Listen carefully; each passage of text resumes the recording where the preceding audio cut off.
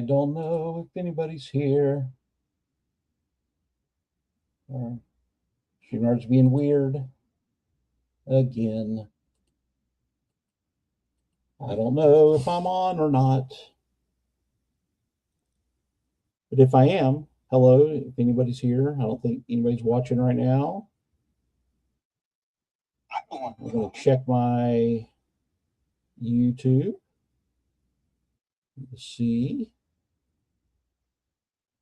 This is how professional I am, folks. Oh, yep, it is showing on there. Okay. So people will probably show up a little bit later. Like I said, this is not our usual time, but I want to welcome my guest. He is the Baron of House Hendoe. Hey, thank you for having me on, on. Man? Hey, no, I appreciate Not much. It, dude. Yeah. Hey, my absolute pleasure, man. Yeah, you've been you know we do the Tuesday night thing, with Avi, and yes. You're on Instagram, and you just recently started YouTube, but then now all of a sudden you're like how like this. How many shows have you been on since you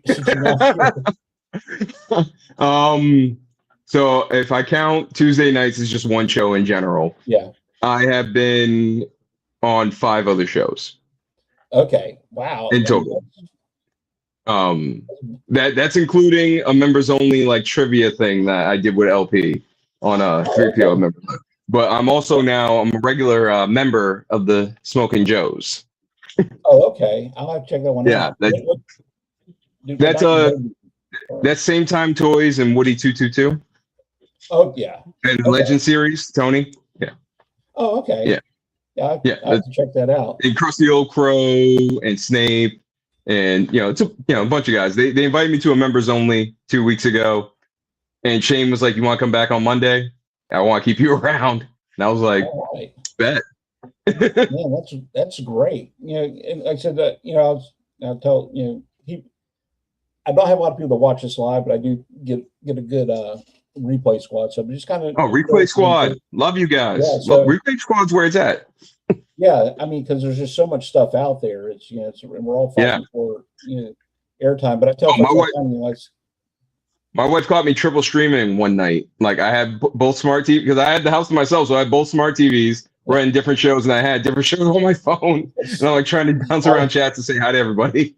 I was doing that Sunday night on my computer. I had Chad, with that one, and then on my phone I had Avi's the wrestling show.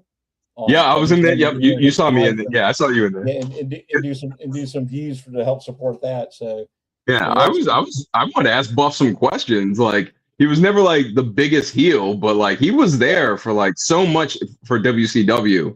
Like the knowledge he has is so good. Like I know like the other top pros like to always talk shit about like Bagwell and every time they do like wrestling retrospectives, but I never like hated him during his run.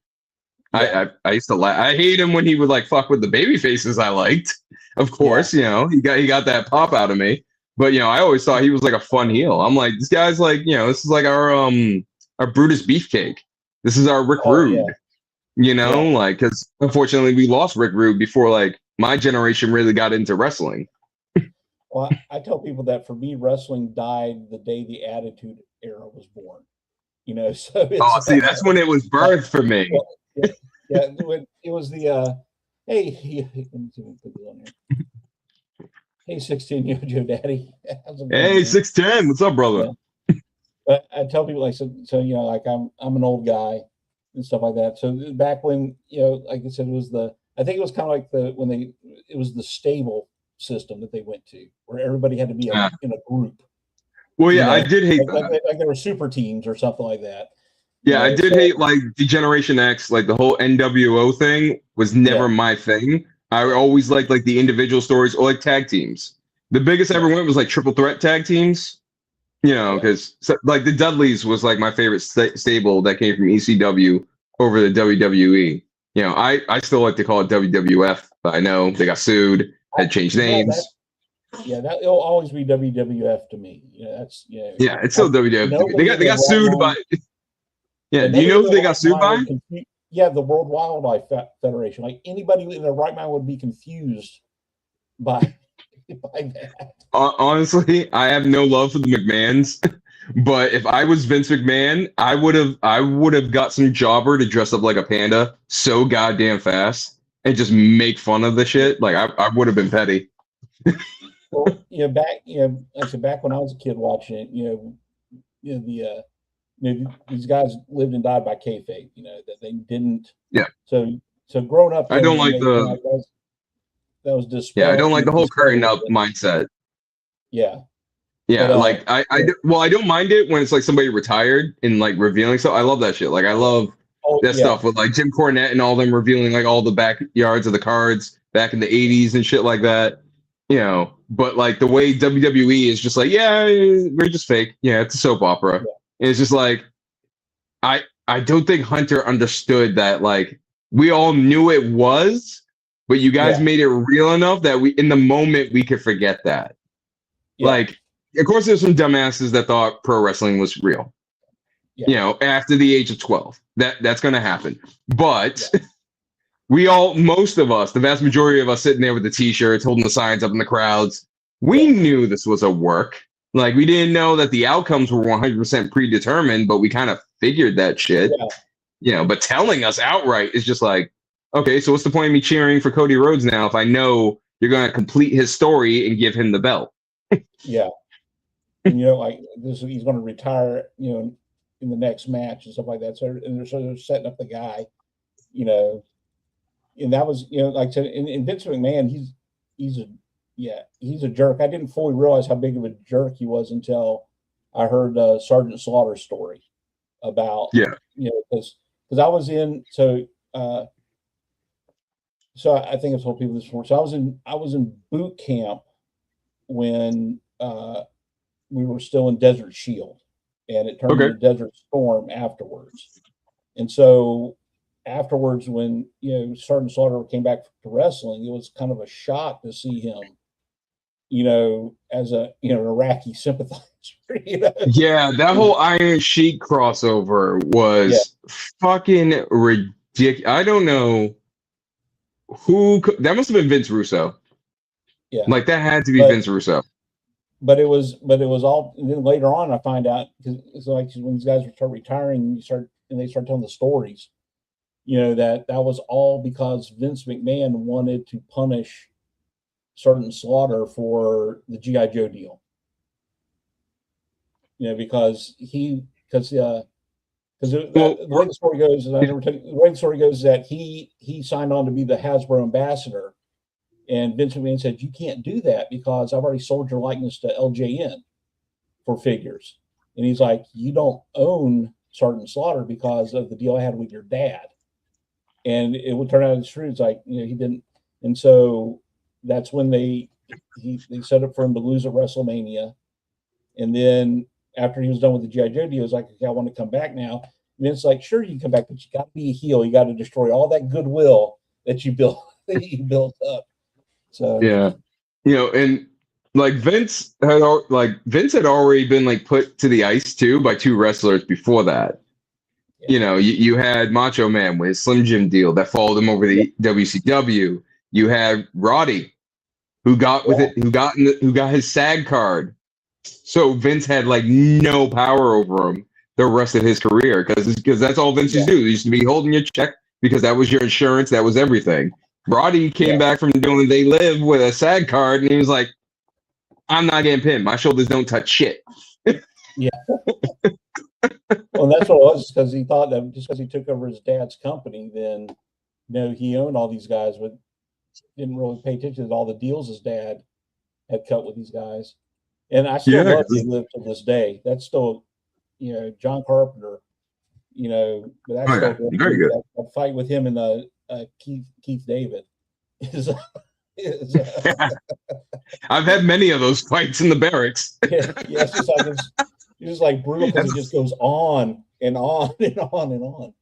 But I want to think I wanted to talk about a little bit, and we'll talk about in collections and stuff like that. Is Yeah. so we're both in the Marine Corps, but at different times.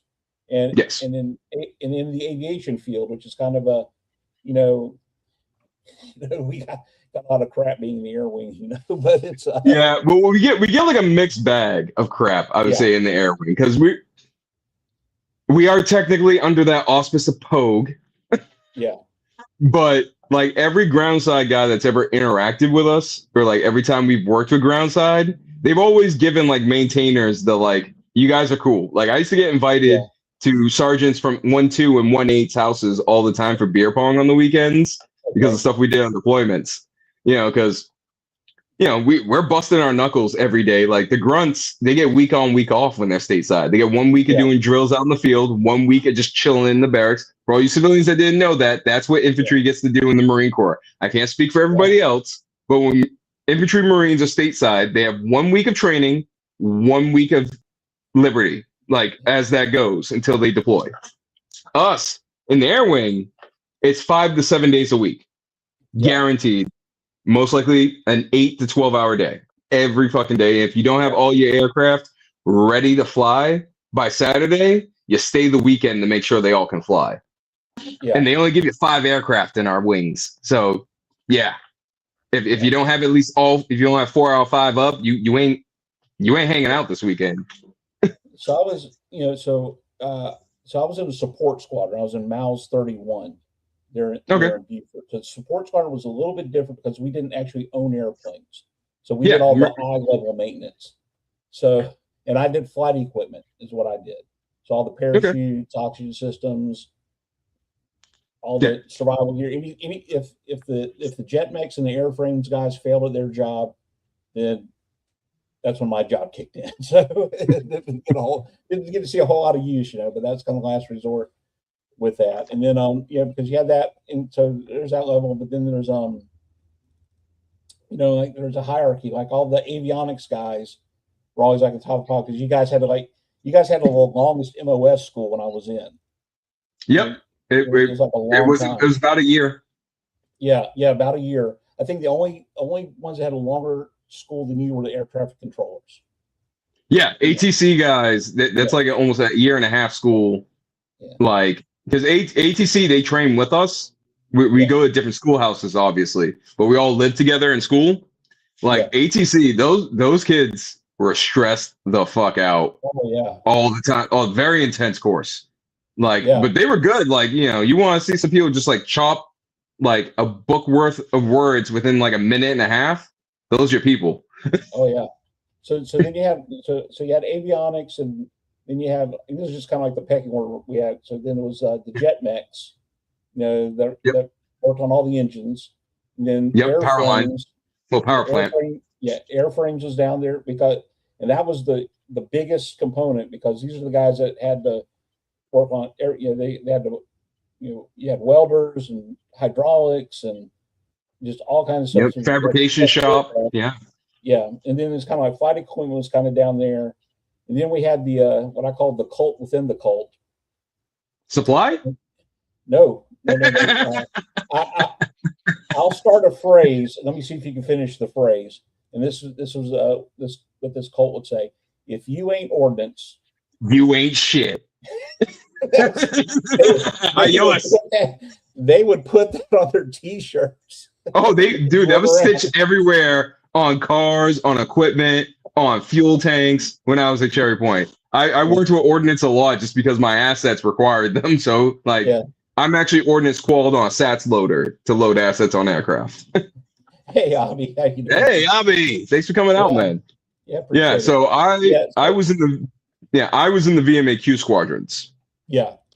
I served in VMAQ 2 and 3. For everybody who doesn't know, that stands for Marine Corps Electronic Warfare Squadron. I was O-level maintenance, which means like I was actually pulling shit out the aircraft, fixing it on site.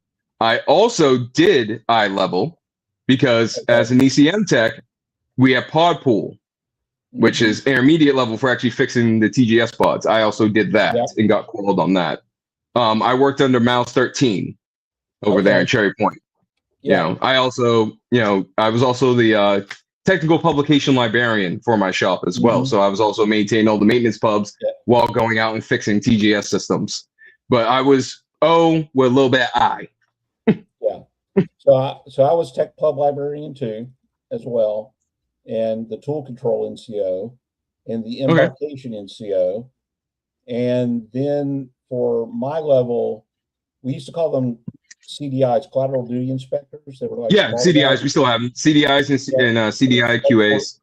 but for my shop, we could not have CDIs. We had to be CDQARs. Yep, CDQDRs. Yep. And that was usually reserved for sergeants and above to do that, but I was able to do it as a corporal. They started So, laxing that when towards the end of my time. Like yeah. they started relieving that because the Marine Corps realized they were leaving a lot of skilled Marines Yeah. having to chase down some gunny halfway across the flight line. Yeah. But for mine, that's what they did. We had to get a waiver to have me be a CDQAR, so which was kind of a big deal then as it is. before. So yeah, so it was, and that's where I learned too that that all that crap in high school where they make you remember everything is not how the real world works. Because I remember that test; it was a long test, and we had all 14 of our manuals that we had. And it was you had to put down the answer to the question, but the page and manual you found it in. Yep, reference number. And You gotta have was that the reference because it was because in accordance with. and as a tech pubs guy, you knew because we were always making changes to that. So that was their thing was you didn't memorize, even though we memorized the stuff, but that you had to, that's you why memorize where you looked. Yeah, so you had to know where to find the answer because the answer could have changed by the time you get there. But it was a lot of fun. Like I said, and I remember the Prowlers, the E6Bs, beautiful aircraft. It is. It has a giant donkey dick on the front of it, but it's a beautiful aircraft. Yeah.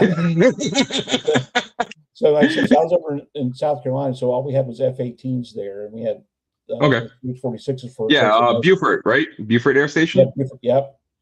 And but when I went to Japan, I was in Iwakuni. Oh, you went to the nice Japan base. Yeah. You went to the nice Japan. Yeah. See, they were all. Oh, I always wanted to go to Iwakuni. I knew some ATC cats that went that way. Yeah, I was very fortunate because most of the time when they think Marine Corps, they think Okinawa, and I was like, Okie. Yeah, those are. I tell folks the best way to describe Okinawa is the rednecks of Japan. It's like the Alabama of Japan, basically. So they don't even. And they don't like anybody else who's not. They don't like one of my buddies. He was like, I don't know why everybody in Okinawa hates us. I'm like, dude, they hate being part of Japan to begin with. Yeah, they don't consider themselves Japanese, man. So yeah, I know. A lot of people don't realize that Okinawans are their own thing with their own dialect, their own language. Oh yeah. So it was cool because we were there up in Iwakuni, so we could hop the train and go up to Hiroshima on the weekends. I would love to do that and hang out there. And then one weekend we had it was one of the rare 96-hour weekends, and we rented a van from MWR and we drove up and for 4 days lived in that van on the streets of Kobe.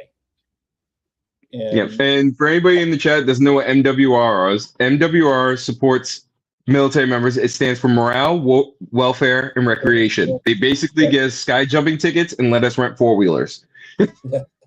So our shop, because what I did, we had industrial sewing machines. So we were always like repairing like their tents and rafts and stuff like that for them. So we would get like free rentals of stuff, but it's not like a good quality. No, it's not. So you get some pretty good bounce houses from MWR, though. I will say that they keep those up to date. Yeah, they started doing that when I was in. Yeah, so when I tell folks, like, I said, I think this whole thing about the Marines eating crayons was that has to be a post 9/11 thing when the Pentagon was flooding the services with money. Because back in my day, all we had was chalk to eat. Oh, they did. We doubled in size. Like the Marine Corps went up to almost 250,000 strong when I was in it. Yeah. Like we were huge, and then we had to get reduced down to 180. And then I think that went down further to like 105. Well, see, I was in during the battle days of the Clinton administration, where when I went in, we were like 199,000. And I remember the commandant, I think it was, I want to say it was Krulak. came to our base, and he was talking about how the president wanted to cut the Marine Corps to 145,000. And he says, I told the president that for what you're having, because this is back when we had Somalia going on or Rwanda, and they were just sending us everywhere. And he's like, he said, I told the president, I can't do the job that you want me to do for less than 175,000. So, but it was, and that's, I did one contract for 5 years, and I saw the writing on the wall because the boat spaces were closing.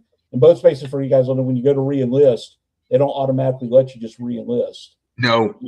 They decide that they have enough of people to do your job. You either got to get out or you got to go and what we call retread, and you would have to go to the MOS. And I was 5 years in, I was a corporal, and I didn't really want to go do another MOS where I would have to go to school again and get treated like somebody out of boot camp, but expect to be responsible for all these knuckleheads coming out of boot camp. And so I got out. So yeah, I served 5 years myself. I got injured on my 4th year. That's why I got out. I was stationed on Bagram, northern Afghanistan. Rockets and mortars like to be thrown at that base a lot. And I work on top of the aircraft a lot. So without going into too crazy details, most people can put 2 and 2 together. TBI, twisted pelvis, and getting my MSG paperwork torn up in front of me because I was going to go embassy guard. Oh. When I was right before I got injured, the Marine Corps had reduced the requirement for MSG from corporal to lance corporal. Okay. I was already selected for corporal at this point, but they already decided, I got selected as a lance corporal for MSG. Yeah. So I was just going to, the plan was just go over to MSG, pick up corporal, do my thing for 3 years, of course, pick one shithole country, then 2 years in a nice one, and then my career would be set. But I ended up getting hurt. And when I got out of, when they gave me the paperwork that I was going to be transferred to Trier, Germany, to the trauma center for a few weeks before going to Seymour Johnson, career planner sat me down and, told me straight up, this isn't happening. Had to shred the paperwork, and then also handed me my, at this point, it would have been my 6 months papers because I only had 6 months left on my contract at that point. So I got given, I believe it's a 5 Victor on re-enlistment. Because they did, if I wanted to, I could have fought for a medical board, but I would have been kept at the MAG, the air group for 2 years to fight that. So instead of getting a medical discharge, I got a 5 Victor, which is non-reenlistable for undisclosed reasons. Because they couldn't say I was a shitbag, obviously. No. Yeah, that probably when that was around the time they were really pushing to try to get people, and they weren't. Yeah. So for a while they were just putting people on med holds, from what I understand. Yeah, I saw so many med holds when I was at the MAG for the small time I was like, I don't want that. I was supposed to go to Wounded Warrior, the Wounded Warrior barracks down in Lejeune. Yeah. But I had gotten a speeding ticket. Oh no, I gotten a ticket for some bullshit reason, and the MAG wouldn't help me. Yeah. I was told to go fuck myself. Don't miss my court dates. I'm because they wanted to keep you. You're gonna love this. The reason the MAG wouldn't help me with my out in town court problem, so I could just go down to the Wounded Warrior barracks, do all my VA stuff, and rotate out, because they were missing a body for their S3. Yep. So I was forced to do paperwork in for rifle ranges and shit for several months. I even was given a mentee who was an S3 Marine. And I was like, what am I supposed to do with her? They're like, keep her out of trouble. I'm like, okay. And then they didn't like how I kicked her boyfriend from the Harrier Squadron in the chest one night in the barracks. And they're like, what the hell are you doing? I'm like, you told me to keep her out of trouble. Do you guys not know how we do things in the squadrons? Yeah. If somebody's harassing my Marine, I go kick their ass. I deal with the barracks manager afterwards. So I'd heard that too. But these were non-deploying Marines. So it was that culture clash of Marines that didn't deploy with nothing on their chest to somebody who was much less ranked than them that had a couple stacks. Yeah. Well, so I heard that a lot too. Though there's a lot of that. They're putting people on med hold and then using them to fill holes.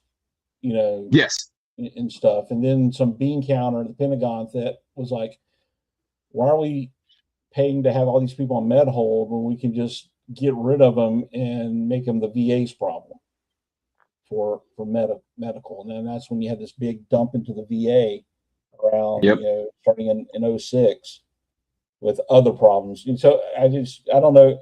So what I do for my living is, I'm down in the state of Florida, and I'm part of the an organization called the Fire Watch, and what we are the state of Florida's Veteran Suicide Prevention Program.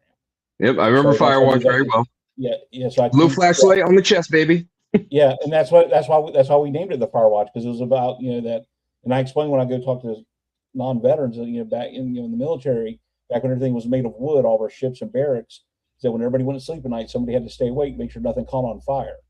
So and then you all started fighting with pen flares, and they all caught on fire. I know that story. I said, I stood many a fire watch and never saw a fire, but the fact was that you're there just in case, and to be on the lookout. Yeah. So that's what I'm dealing with the VA. It took me, when I got out, I was young and still in decent shape, and all the things that I busted up in the the Marines didn't affect me until much later in life. And so I finally, like 2 years ago, got disability with the VA for some things. So I know the nightmare. I've been advocating for the past 10 years. Because I was a medevac, I was like streamlined on my way out into the VA. Yeah. So, but I still tried to like go to work like I would usually do. And then like the long-term side effects of my injuries started hitting me. I ended up out of work for like almost 2 years. It drove me fucking insane.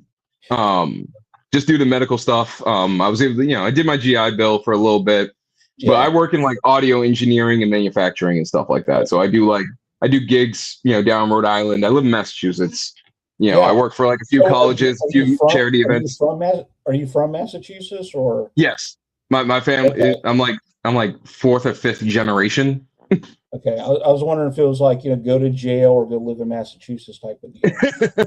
No, sometimes you're just born in a shithole. That's just what happens. Well, funny story. So my wife is from Massachusetts, and she joined the Navy specifically to get out of Massachusetts. Me too. And I was like, I need to get out of here. And she got stationed down here in Jacksonville at Mayport, and she had already told me she was not going to go back to Massachusetts. And so then she met me. I'd already been out for a couple of years, and I tricked her into marrying me. And so basically, she was my rescue. What did you do? Put some like Sam Adams under a box and was just waiting around the corner? Yeah. I tell people I got her when I realized I was not going to do any better than her, and before she realized she could do better than me. But I got. That's a good one. I'm glad to use that. But I got to be a Navy spouse for a little while, too. So. Ooh. So you got the good housing. You got the good housing. You got the good rec facilities. I already had an apartment out in town. So in Mayport was crappy back then. But she was stationed on a destroyer. She was one of the first women on a destroyer. And the Ticonderogas? No, she was. It was the Spruance. The Burke. Those old Spruance classes. And she was on the USS O'Bannon. So she was on a ship named after a Marine. So yeah, I know. We know that ship. Yeah, it's one of the things they taught us all. Every ship that's named after us, so we can tell the Navy to fucking drive. So it's been fun, and she works advocating for women veterans. So it's kind of the thing we do. So that's why I like but you were in kind of so when I first came in. I was telling you this before, we were F-18 Alphas, and then we got the Charlies and the Deltas. So you're an F-18, base, and then over in Japan, because they would send squadrons over there. So I got to work with the Harriers which I still love Yep. Harriers. You know, they're ugly planes. I love They're them when they really, don't flip into the woods and cause yeah, a forest fire. Car- Then I love them. Carolina lawn darts. So they, Yes. Oh, you knew it was summer in NC around my base when you would see a fire in the woods because the air pressure change would cause them to flip because somebody wouldn't recalibrate after the winter ended. But you know, so I came in right after they had decommissioned the last of the A7s. You know, they'd use those in the Gulf War, and the last A4 squadron was a reserve squadron in Tennessee, and they were OA4s, so they're the observation ones that been cut because my A school was in Millington, Tennessee. Okay. It was originally in Lakehurst, and then it moved to Millington. And one of the things that was disappointing is because so when I was in, like I said, I was in this Desert Shield was going on, and it turned to Desert Storm boot camp. So like in boot camp, we got some things cut. Like we did when we went to A line, we didn't get to shoot pistols because they'd sent all the pistol ammunition over, you know, over to Saudi. When we did BW, well, at times called basic work BWT, that third phase. Yep. Training. They still do BWT. It was you know, we were supposed to get 2 MREs a day and one hot breakfast, but because they shipped all the MREs over there, we only got one, and it was like the Gen 1 MREs. You know, so we're eating dehydrated patty and that disgusting omelet, you know, stuff like that. And so we only got one of those a day out there. And then when I part of my flight equipment, so it was all the parachutes and you know and all that stuff for as my MOS used to actually do a jump. We pack the chute and then do a jump with it as a conference. But the budget for that got cut because you know everything was going over. Going over there. Like I can tell you how that all evolved going into my time. Pistol qualling is only NCO and above when I came in. They locked that up unless you were like an armorer or you got like special permission from your CO, you couldn't pistol qual.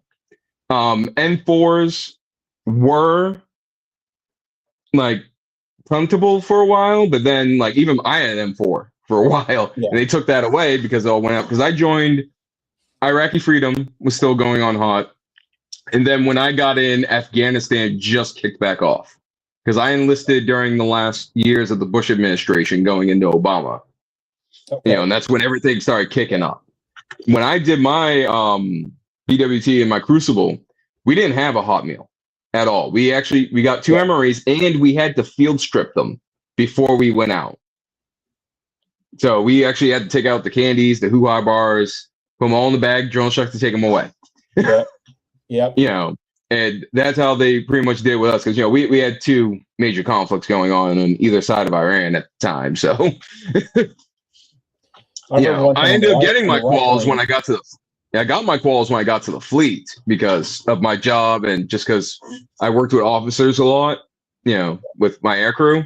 You know, they're kind of like, no, he gets one. I got the qual. They fought me on it, though, when I got to Afghanistan, when issue me one.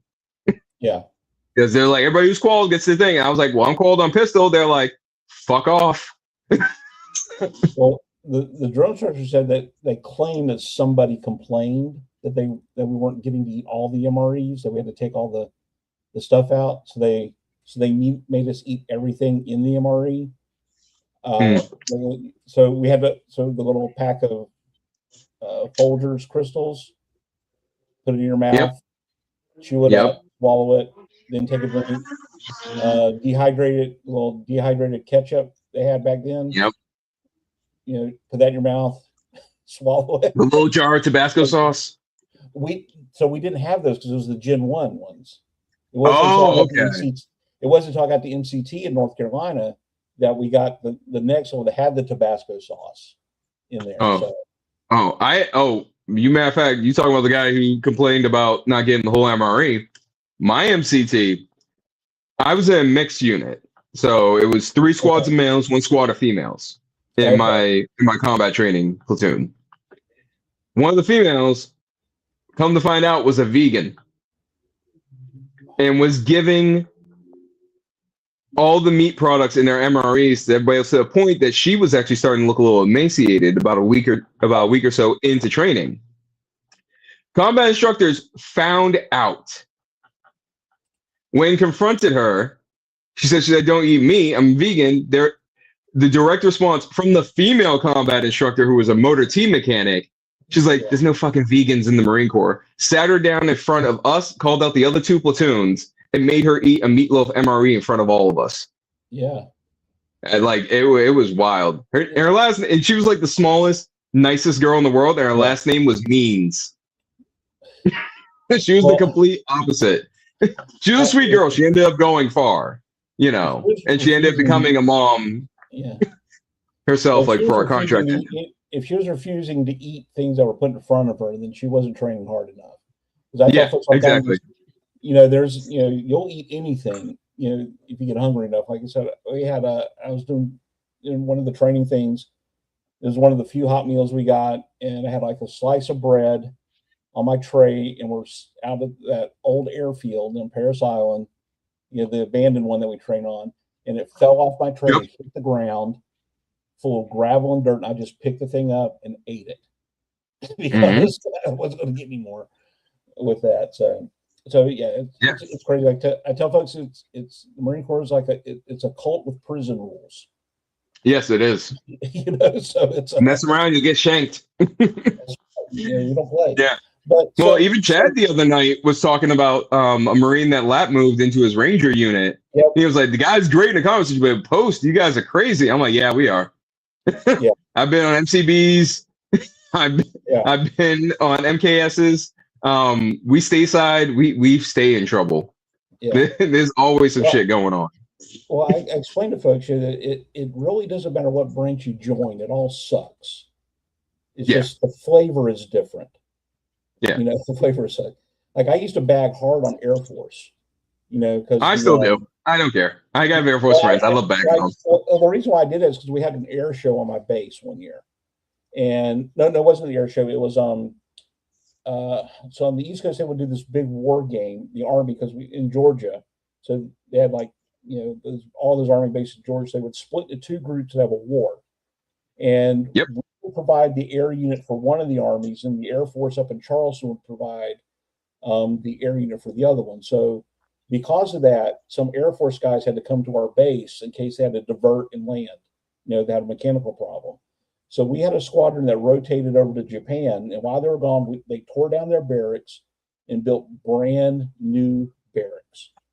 And so they were like, "Okay, we got these Air Force guys coming in. They could just use the brand new barracks that nobody's even breathed in yet." Yeah, because they'll declare them unfit for human living if you don't. Well, they walked in there and they said, "These are not up to our standards. We need hotel rooms out in town." And they did the same exact shit on Cherry Point when we hosted the All Services volleyball team. They fucking got to go stay in the court they got to go stay in a Spring Hill Suites Marriott. Up in New Bern because our barracks were unfit for human living. They actually filed that report. Yeah. But then I began to realize later on in life that because you hear about their bases, I mean, they're beautiful and all. I've been on them. They're gorgeous. But then I began to realize where they actually put Air Force bases are out really in the middle of nowhere. Oh yeah, Seymour Johnson is just like people like to think that like Bragg's out in the middle of nowhere over there by Fayetteville. Yeah. No, go to Seymour Johnson in North Carolina. Yeah. That base has nothing around it, but it's self-sufficient as hell because the Air Force dumps buku money into their MWR. But you have to do that because you give us any downtime, we tend to get up to no good. So it's especially like if you isolated us to a base like that, it would burn down. You need that. Marines need to have like a civilian population to go terrorize, or everything goes to shit. I was watching some reel popped up, and then some old Marine guys talking about. I think they were up in Lejeune, and they're like doing this, pulling the staff duty, and they hear this big commotion. And there's like 20 Marines chasing a bear across the quad. Yep. Now, if I'd heard that story anywhere else, I'd be like, come on. But then yeah, that checks. That's why when like Duarte and Ninja and all them were talking all that shit about 20 people, 100 people versus a bear, we all lose. I'm like, no, we're not. I've chased down a bear with 10 other Marines. Like that shit runs from us. And we just had like beer bottles and I think Jeff has Hatchet, but Jeff always has Hatchet. He was a wild boy from Kentucky. Oh, we used to sing that cadence, born in the woods, raised by a bear, triple-headed dog teeth, double coat of hair. So, but I remember. One last anecdote for Marines versus animals. Yeah. When I was in BWT at boot camp, we actually had Diamondback come right up to us while we were sitting down in our little squad circle. My heavy hat came out, literally leaned down into the snake's face. It's like, get away from my platoon! And the snake slithered the fuck off. I've never seen. Like, I was just like. Well, when I was in MCT, when we're out at what? It's that camp it's the camp in the middle of the woods where they actually have the tent set up. Mm-hmm. In it. It's the wooden floors, but they had those huge rats that feared no man. And when we would stand watch at night, we would actually take the blank firing adapters off the ends of our rifles and slide a cleaning rod down it and shoot the rats with it. We went fully loaded on the raccoons around Camp Geiger. Oh, yeah, my combat instructors literally every night that a raccoon was spotted, they loaded the 249 like live rounds. They didn't even care because one of my combat instructors was evacuated from what embassy? It was like that embassy that got evacuated in the 80s. What was that big one? It was one of the Marines had to grab everybody from the roof. I think it was Somalia. Was that Rwanda? The one in Rwanda? It might have been Rwanda, but his dad was the MSG commander. Ooh. He was evacuated with his mom and that shit. And he ended up becoming a Marine too. And then the other guy who was with him, the other combat instructor, scout sniper. Yeah. Didn't even laugh. This is how he laughed. Dude scared the shit out of us. Yeah. And he was sitting there with that 249 saw. He's like, we don't mess with no raccoon. Yeah. No raccoon, Poppy. Because he was Puerto Rican. He's like, no raccoon, Poppy. I'm like, low as shit. And I'm like, that's scary as shit. You could walk up to the raccoons in the middle of the night with your flashlight on them, and they would just look at you like, what? Yeah. I want the one Perez was aiming for dragged out my boy Penafil one night because he was keeping candy in the bottom of his sleeping rack. You know how you sleep in the Kwanzaa huts on the floor, right? Because him and one of the other Marines from New Jersey had started a hustling operation for selling candies from MREs, and they were beefing, and they started stealing from each other. So Penafil put all his candy in the bottom of his sleeping bag, and he slept that night so nobody could steal the Skittles from him. And the raccoon ended up dragging him out because he was this tall from upstate New York. Ended up dragging him out the door until he spread out of his. Oh, it was the funniest shit in the world. So let's switch gears a little bit because So did you collect before you went in? Yes, I did. Kid, it was just kind of like that. Yes. They are boxed up right now, but I do have still some of my early McFarlanes. Okay. Because when I was a teenager, McFarlane was the first one to get an anime license. So he had Tenchi Muyu, he had some of the, it wasn't DBZ. It was the other stuff you saw on Toonami. So I have a Tenchi, I have a Ryoko. I used to have the giant Sentinel from the first Matrix, the statue. I bought that Sunco's Video when I was 15 with my paycheck from Dunkin' Donuts. I used to have the Canada and the bike from Akira. Actually, wait a minute. Where'd I put? I have one of my classics somewhere around here, but I've been rearranging my room. But I even have, the old Quasimodo and when he did the dark fantasy era. Oh yeah. So I didn't really have much as a kid. My parents separated when I was 6. I got a few GI Joes when I was really young, but after separation happened and all that stuff, I collected a lot of the core because they were cheap. So I used to have 3 3/4. You buy them at Walmart. Core figure. I used to get the 8-packs, 6-packs. I used to have my own little army. I used to always try to get vehicles and stuff. You know, I had super soakers and Nerf guns out the ass. You know, because Yeah. my aunt and my godmother were always in constant competition out over me, so I got hooked up on my birthdays. Yeah. You know, but yeah, I collected. I didn't like meticulously collect. Like I had some like Mars Attack stuff. Like I saw stuff I liked. I had some of the Starship Trooper toys when they came out because you know my father was a little Okay. irresponsible and took me to go see it when I was 9. um, don't regret it though. It was a great time. No, yeah. Reboot, if you remember that old Canadian animation. I used Yeah. to love Reboot. I used to try to collect all of them. I loved That was like a great the that was a great show. That was a great show with a great yeah, story I loved the too. flying police car. That was like the one Yeah. thing I loved was like those flying police cars. And I just wanted those and wanted the APCs. You know, but I could only find like the mini packs and stuff that they were making because I believe they were made by Irwin Toys and they Yeah. like went defunct like not long after that. But yeah, I had like the Galob Starship Troopers. I collected War Planets when I was a Okay. kid, which Yeah, I remember you saying something about that. I don't remember that okay, one. War Planets was made, I want to say either just before or just after Beast Wars by Mainframe Entertainment. They tried to Okay. make they tried to make their own original IP again. So essentially the Avatar The Last Airbender ripped it off. So Okay. it's a solar system that has several planets in it, but they're dominated by one biome apiece. And so the Okay. people reflect that. There's a rock planet, the people are made out of rocks. There's a swamp Yeah. planet, they're all like amphibians and lizards. The Okay. ice planet is all bugs, you know, and they constantly fight because they all have resources each other's need. So they always are invading and messing with each other, you Okay. know, until one day a ship shows up with a girl that's all tech, like she's techno organic, and tells Okay. them that her entire solar system was just wiped out by a giant beast planet that eats worlds and it starts showing up and invading. Like, so Okay. like they kind of have to like unite all these warring planets together and try to save it. Like, you know, and it comes to a point where they actually militarize the planets themselves, like turn them into giant doomsdays weapons, like in The Force Awakens. You know, So like it it left was on a a show thing. that got a toy line with it as Yes, well. it was back in that time where they used to do it simultaneously. Like it'd be like we have a toy Yeah. line in the show, we're going to premiere them at the same time. So Yeah. it like benefited from that, and it was like all planets. Some of them had connectors. You know, they would open up. Like the Beast planet had a giant claw that could, you know, it was big enough to Okay. grab any of the other planets and like suck it in.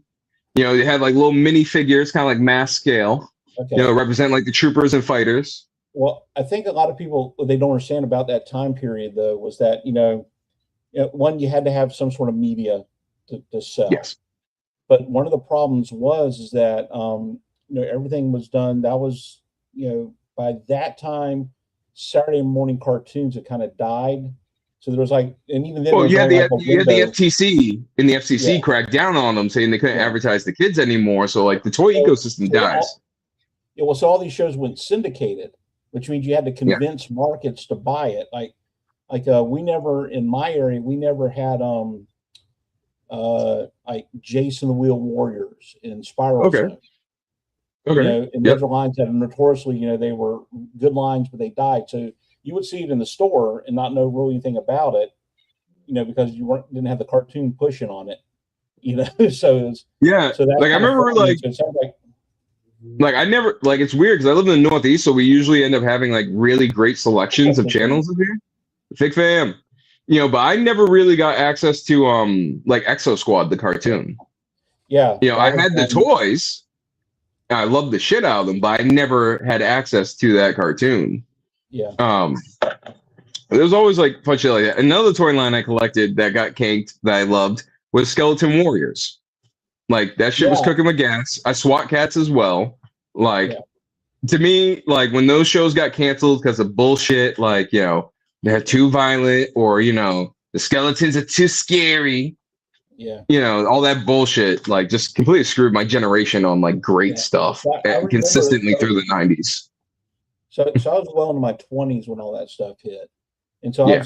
I was a big GI Joe, kid growing up, and before that it was Star Wars, and so and Yep. then That's in it. the early 90s, GI Joe kind of went that weird thing where they started chasing trends instead of being innovative, and then everything was moving to the 5-inch size figures, and Yep. so I had so I kind of fallen out of that. the action figure. I mean, occasionally what I did is I'd pick up the occasional Joe, and then the early McFarlane stuff. The Spawn line, and then when he was like getting the other Image comic stuff too. Yeah. When they were still trying to push the comic. But then I had moved on because when I first went to Japan, I walk into my barracks room, and so I had a roommate, and I'm looking on his table there, and he's got this 2-foot tall robot sitting on the table, and I was like, "What is that?" And he says, "Oh, that's a Gundam." I'm like, "Oh, what?" He's like, "Don't worry, you will find out." And I'm looking at this thing, and its fingers articulated, all the joints of the fingers articulated, and you press down on it, and the vents in the back of the legs popped open, and just all this stuff. And then we went. There was like right outside our gate, about a block over, was a Japanese toy store, and it was. So I got like all these. I built models as a kid, but you really couldn't play with models. It was one of those things. But so I put these in, and they articulated, and it was like Gundam, Patlabor. Robotech. Robotech, because I was playing BattleTech with some guys on base. And they ripped off all the original BattleTechs were ripped off from Robotech because nobody knew who had the fun story because I played both, and I actually looked into this a little bit. What actually ended up happening is the artist sent both of them the same shit. Like they both independently commissioned the same artist, and he just doubled his work and sent them to him. Not even like, because I don't think like he fully grasped like international copyright and like how global shit was about to get. Like within a decade or two, but he was just like, oh yeah, it's a Japanese company, so they can have the Japanese copyright on this, and I'll sell this same design to this American company, and then not realizing that they were going to share markets. Well, we didn't. So we didn't probably not caring yet. So we didn't have the internet. So we kind of knew about some of the Japanese stuff, going on over there. But to be over there and to see it firsthand, and so on our base. We had a small section that was the Japanese Self-Defense Force because they have planes there and stuff like that. Yep. And every week they clean their barracks out. And so outside all the barracks were these neat little stacks of manga. And so we'd walk by and just pick up a couple of, couldn't read them, but it was just, we hadn't ever really seen anything, about the most exciting thing we'd seen was heavy metal. Magazine, stuff like that. Yeah, and finding out the Japanese got their own comic books, and they're just going wild. And there was one of the guys in my shop. He was a bodybuilder, and he had married a Japanese girl, and he was going on about this thing called Dragon Ball Z, and so we could get the broadcast from out in town, on the the TVs, and so we began watching. Didn't understand a word of it, but you really didn't need to. And he would just tell us who the characters were and a little bit about their stuff. And so it was just like amazing. Then there was a video store out in town back in the old days. We'd read these things called videotapes. Hey, I'm not that young. Yeah, but fortunately, the videotapes we could rent, they were dubbed, not subtitled. So that's when I watched Akira for the first time. The first time I watched it was just straight, no translation, no subtitles. Oh, that must have been trippy. And then we found a subtitled version, and it was like really, good. Patlabor was Patlabor's a really good one. I love that one. That's like my favorite, like police like anime. Oh yeah, I love those. And I had a couple of model kits. And then, Tank Police is a good one too. If you haven't seen that, Tank Police. It's called Tank Police. I've heard about that. Very good. Very good one. Then there was this other one. It was called Bio Boosted Armor Guyver. And I know Guyver. That was wild. Yeah, Guyver. The movie that they did. But yes, we all were disappointed in that fucking movie. Oh my god, that movie. But no, like Guyver and all that stuff. Like my exposure to Japanese media was here in the States, obviously. And it was seeing like Space Captain Harlock, Space Battleship Yamato, and then like Tenchi, Sailor Moon, Dragon Ball Z, even like the kid shit like Hamtaro, came over when I was a kid, and it was just gangbusters. Like I remember watching like Space Battleship, like I just remember like being a kid and I was like, it's animated, but they're being serious. Yeah. And I'm like, I'm here for it. Like I always love, like people always stereotype anime fans as like we only like the cheap shots, like the ones that are always like nosebleeds. Like no, my favorite shit is like Legend of Galactic Heroes. Like I want to see the long war. I like the geopolitical nonsense going on. I like the war drama. That's what I loved about Japanese animation, because they're just like, it's just a medium. You can do whatever you want. You can be goofy, stupid shit, or you can just be serious, hard hitting. Like they did one where it was about this boy after the bombing of Hiroshima and Nagasaki, trying to survive with his family. Like that shit, like you forgot that was animated like 5 minutes in. Well, it was so, and that was the thing too, because a lot of people don't realize that over there, they had studios and they did movies, but they didn't have like a Hollywood system where they could pour money in these blockbusters. So the easiest way to do it was to animate it, because they could do things that a Hollywood studio would have to use effects and all that stuff. I remember going to walk by theaters and they would be promoting this anime based on, and everything was based off of manga first. That's kind of like how they did things. And it was just like, and it was about like some high school basketball team. And that was I didn't know at the time that was the slice of life stuff that was real popular over there.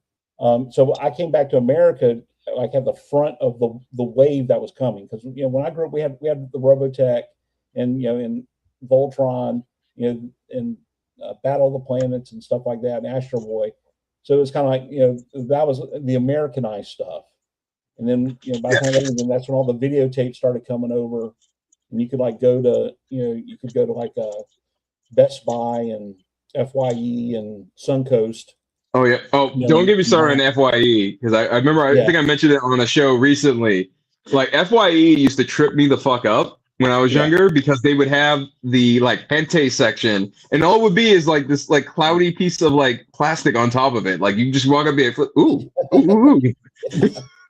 Like no security, no thing. Like at least the place my stepfather used to occasionally do had like a nice curtain that separated the video sections of the store. It was wild over there. You could walk in any bookstore and it's right there next to children's books and stuff like that. And vending machines for beer on the side of the road that anybody else again could put in there and get it. But so I was like ahead of that wave. So I hit, by the time I hit it a few years later, is when all the Gundam stuff started coming over and Dragon Ball started coming over. So I was kind of like ahead of the game a little bit on that. But it was that gritty realism of stuff, because it's the real mecha movement.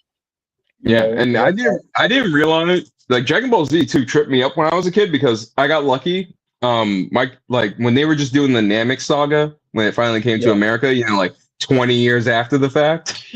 My cousin Tyrone actually had like a pirate box, and he used to pick up the Japanese anime channels.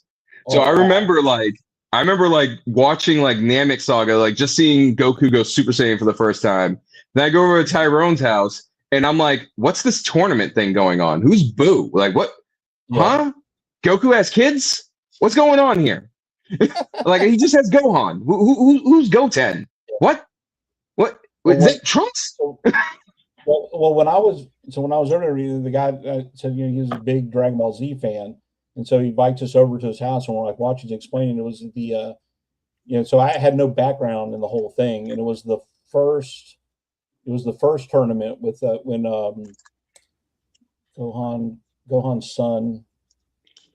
Goku's son Gohan. Yeah, Gohan. With Cell. It was being Saiyaman. That was his disguise. And Videl was kind of like, Videl was kind of like, who is this guy? And then that's when they found out that Goten, that as a kid he could go Saiyan. They didn't know that at the time.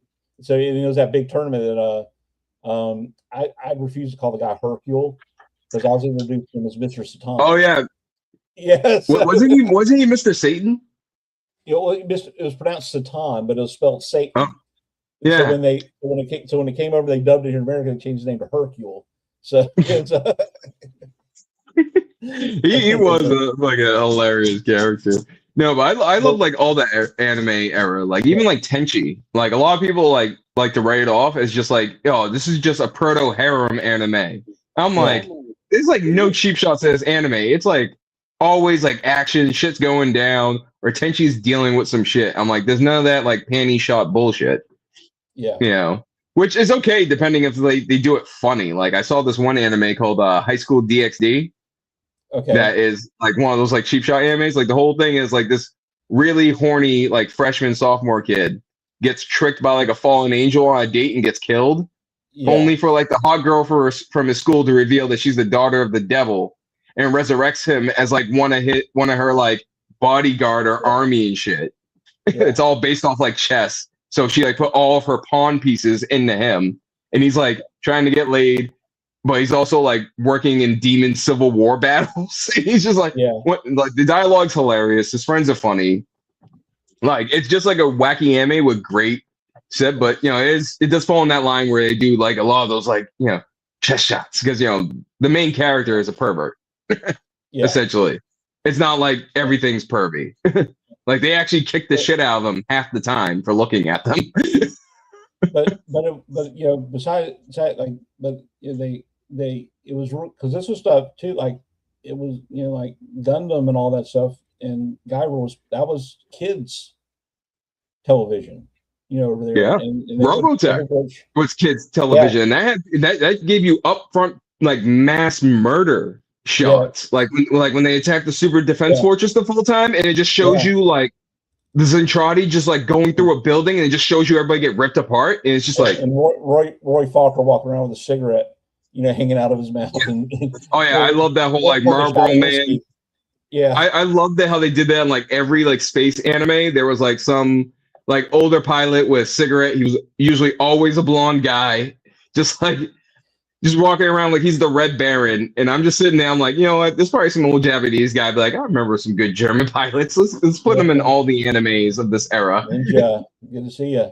Ninja, thanks for coming out, my dude. Yeah. but that's why I like the 08th MS team for. Yes, that is because it was grounded. I mean, I like the space battles on this stuff, but just have a gritty, ground-based. 100% agree with you, because that and Gundam Wing are my Gundams.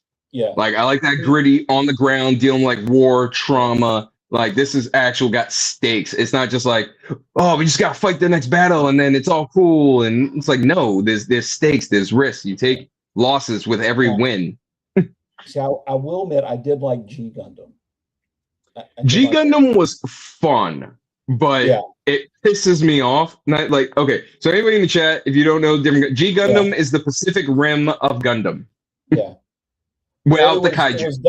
It was done because they had finished the Universal Century era. Yes, and that's because a lot of people that's my favorite era. Gundam was strange for anime and then the live action Sentai series is that every season continued the story, even when they switched different types of. It was the story told from a different angle. So this is like a 15 almost 20-year stretch of connected stories. And then now we're used to it's like every season it's a different, like Power Rangers. Every season it's a different. See, that's what I love, the long form storytelling. To me, that's why like DS9 is like my favorite Star Trek. Because they just I get it. People mad about Babylon 5. I love Babylon 5 too. Yeah. It's perfectly okay. I like them both. And like I like that long form. Like shit happened. Like there was callbacks in like the Dominion War back to season 1, even though season 1 was a shit show of knowing what they were doing to begin with. Yeah. Trying to figure out. Well, that's because that's what they would do is Next Generation was kind of like that too. Every episode was its own self-contained story. Yeah, that's how Stephen Rivera originally did like DS9, and then by like season 2, if I remember correctly, he went and saw Avery Brooks do like a one-man show in between filming, and like came to the writing room and said, we have been doing this man a disservice. And that's when season 2 kicked off, and that's when you start getting those like monologues from Cisco and like all the shit in there, because the man's a brilliant theater actor. He did like a one-man show as Frederick Douglass. I will every once in a while just go on YouTube and pull the ending to In the Pale Moonlight and watch that. You know, that whole thing at the end where he sits there and he goes, and the sad thing is, I can live with it. And he does that. I will do it again. Goes, because I can live with it. You know, it's just like, as you see him talking himself into doing the, and then Garrett going. Yeah. And anybody who's ever served knows that like conversation with yourself in the mirror. Yeah. Like we all had that on our deployments, or even like, you know, even if you didn't deploy and you had like a really intense like situation stateside, because depending on where you work, you could just as well die stateside as you could overseas. You know. And the guy playing Garrick, when he gets that whole thing, he's like, the Romulans went into the war, and all it cost, and you may have saved the Alpha Quadrant, and all it cost was the life of one criminal, one senator, and the self-respect of one Starfleet officer. And the way he said that, just like twisted it in there. I don't know about you, but I call that a bargain. And it's like, oh, yes. Man. I love Garrick, and I love the fact that, like, in the extended lore, he becomes the actual president of the Cardassian Union. Like, yeah. I love that because he's such a great character. Because that's why I miss when they used to write evil characters. Yeah. Well, because Garrick is an evil son of a bitch. Yeah. Like, you would not want to be around Garrick, but they write him so true. Like, one of my favorite like shows is like Sharp to rewatch. The old Sean Bean Napoleon War thing. Yeah. My favorite character is Captain Leroy. He's a loyalist, slave-owning Virginia man that would probably shoot at 6 paces any given day of the week. But I fucking love his character. Yeah. Well, that's why I hate like what I'm not one of these fuddy-duddies that New Trek is all. No, but yeah, I don't mess with. I got mad at Enterprise, so I wasn't doing New Trek. One of the things is I don't like how they portray Section 31 now. Like it's this open thing. So, because to me the perfect thing encapsulated was when they first introduced them, and Sloan is telling Bashir, that like that you've got these ideals, and you're what the Federation represents, and the Federation needs men like you. Says, but the thing is, they need men like me who protect you from a universe that doesn't care about your ideals, so you can sleep at night. Like, if I had any input at all at Paramount when it came to portraying Section 31 in the new era, I would have made them the remnants of the Makos from Enterprise, the actual military wing of the Federation that got wiped out for co-species cooperation because they like replaced them with the Imperial Guard to make the Andorians feel equal in the like it was crazy, like budget cuts to like make sure every member of the first Federation like had like equal say and shit. But I hated the way they did it and the way they treated one of my favorite female Asian actresses. Like she was a perfect casting for a female emperor of the Terran Empire, and then they just completely fucked up the Terran Empire, making them genetically different than humans in the main timeline completely destroys the point of the mirror universe. So I remember watching the first episode of Discovery, and I was excited that Michelle Yeoh was on there, and I thought Captain Georgiou was great. I was like, oh man, this would be great if it's about Burnham learning how to be a captain underneath this chick, because she was awesome as Philippa, and then they kill her. And then they bring her back as the evil, and it's like, oh, why'd you do that? Because you had a perfect character right there. I know, like she has the acting chops. Yeah, it's like she has the acting chops. Come to expect out of a Starfleet captain, and all that stuff. So yeah, talk about too. One thing we were talking about before though goes in this because we're all over the map right now. But the thing is that, and we talked about this that a lot of people don't really understand about the military is everybody thinks it's like the jocks from high school. They're the ones that go in the military because it's all. But you find out there's a lot of nerds. I was like a hybrid when I was in high school too. Like I was a varsity wrestler, but I was also in the D&D club and like half the after school clubs. Yeah. So like a lot of like there's crossover, but a lot of people like the vast majority of jocks aren't the guys. Like matter of fact, fun fact for everybody watching this. Those jocks, those football team captains, that do end up joining the military, we end up fucking them up. Okay. My guide in boot camp was, no, he's not Leroy, but he's from Virginia too. He was like the prodigals, the praised son. He was in all the newspapers for joining the Marine Corps back home out of high school and stuff. From like the small town. Came in the boot camp thing and he was the hot shit, Mister. Wearing his varsity jacket and shit all the time when we got out of boot. That boy stayed at PFC till he got out. He could not stay out of trouble and he could not earn respect because he was just. He kept trying to be frat bro. Like, he kept trying to be varsity blues. Mind you, the Marine Corps can be very varsity blues. Matter of fact, we're varsity green. There's a slight difference. There's a slight difference. Don't be varsity blues when you're supposed to be varsity green.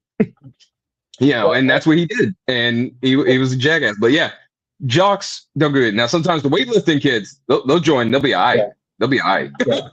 Well, because, and this is what somebody that I had in my shop, because drill instructors, that's not your primary job. You do stuff in the fleet first, then they make you go to either recruiting or drill instructor at some point when they need you. So they made that elective. You had to fight for that now. Yeah. So then they get through doing whatever their tour as a drill instructor, and they go back to their regular job. And one of them was telling us, like, he said the secret is that anybody that's in halfway decent physical shape can do the stuff. That's not the point of boot camp. What we look for is can you endure and are you mentally tough?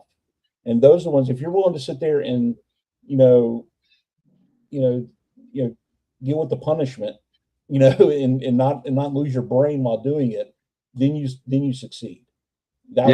Also, as long as you can be, properly conditioned to move when you should be freeze, you're good to go. Because like, I've worked as a bouncer for 15 years in nightclubs and bars. Yeah. So, I've come across many guys bigger, stronger than me. Yeah. They couldn't hang. They got dragged out the door all the same by me. Like, because they expect, what most people expect. You just, I'm going to show them, I'm going to post. I'm like, no, I'm just going to wrap you and drag you. Like, I got no time for this shit. Quick explosive action, and quick decision making. Move him out, shut the door behind him. Tell my door guy he doesn't come back in. I get back to whoever's next. But it's like the social pecking order flips. Because like in high school, like we're talking about this, in high school, it's like everybody gets to be a high school student. You just show up. But in the military, no matter what branch you make it through boot camp, you've earned a place in there. So everybody starts out on the same level field with that. So therefore, we become more tolerant of what people would like find socially unacceptable in high school is just commonplace. Because you're sitting there. You got guys, doing shots to tequila while reading the latest comic book.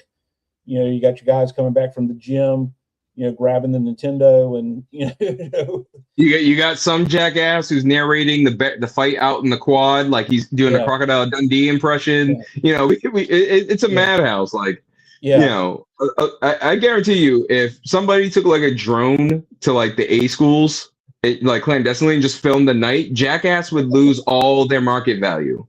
Yeah, like all the jackass crew be out of the job. They'd be like, "What? Look at this." I'm so glad there's no social media around when I was.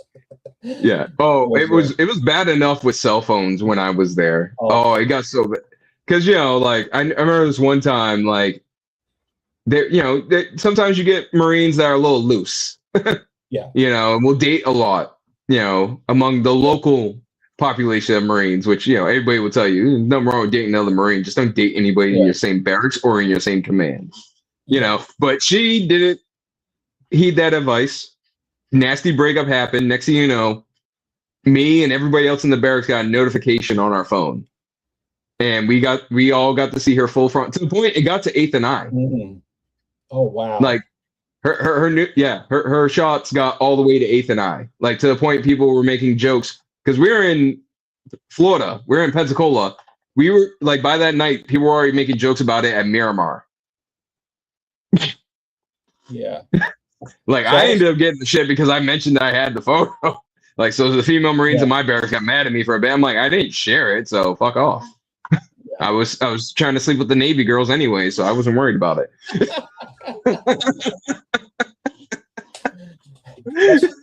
It runs back in my A school. It was on a naval base, in Tennessee. Now a lot of that stuff's moved to Pensacola, but it was funny because in the Navy guys all had curfews. So Mhm. we'd all be out at the E Club on a Tuesday night, and it would hit 11 o'clock, and all the Navy guys have to disappear. You know, Yep. Navy and and Air Force had curfew on Pensacola. and it was like I can't remember And so how do we. long they had to be there before they were allowed to wear civilian clothes. You know, Yeah. outside. You know, it was just weird. So we'd have the club to ourselves because our thing was like, you just got to be there when they, you know, in the morning when they go and pound everybody's door to get you up. So you had to be back before Yeah. Reveille. So Yeah, like when I got to Pensacola, like we were under more restrictions than any other branch because Pensacola was a joint base for training. Yeah. So they had not just Marines and Navy, they also had Army and Air Force to an extent. Just before I got there, I guess, the previous class had taken over and kidnapped the entire Air Force barracks, I guess, with dummy rifles.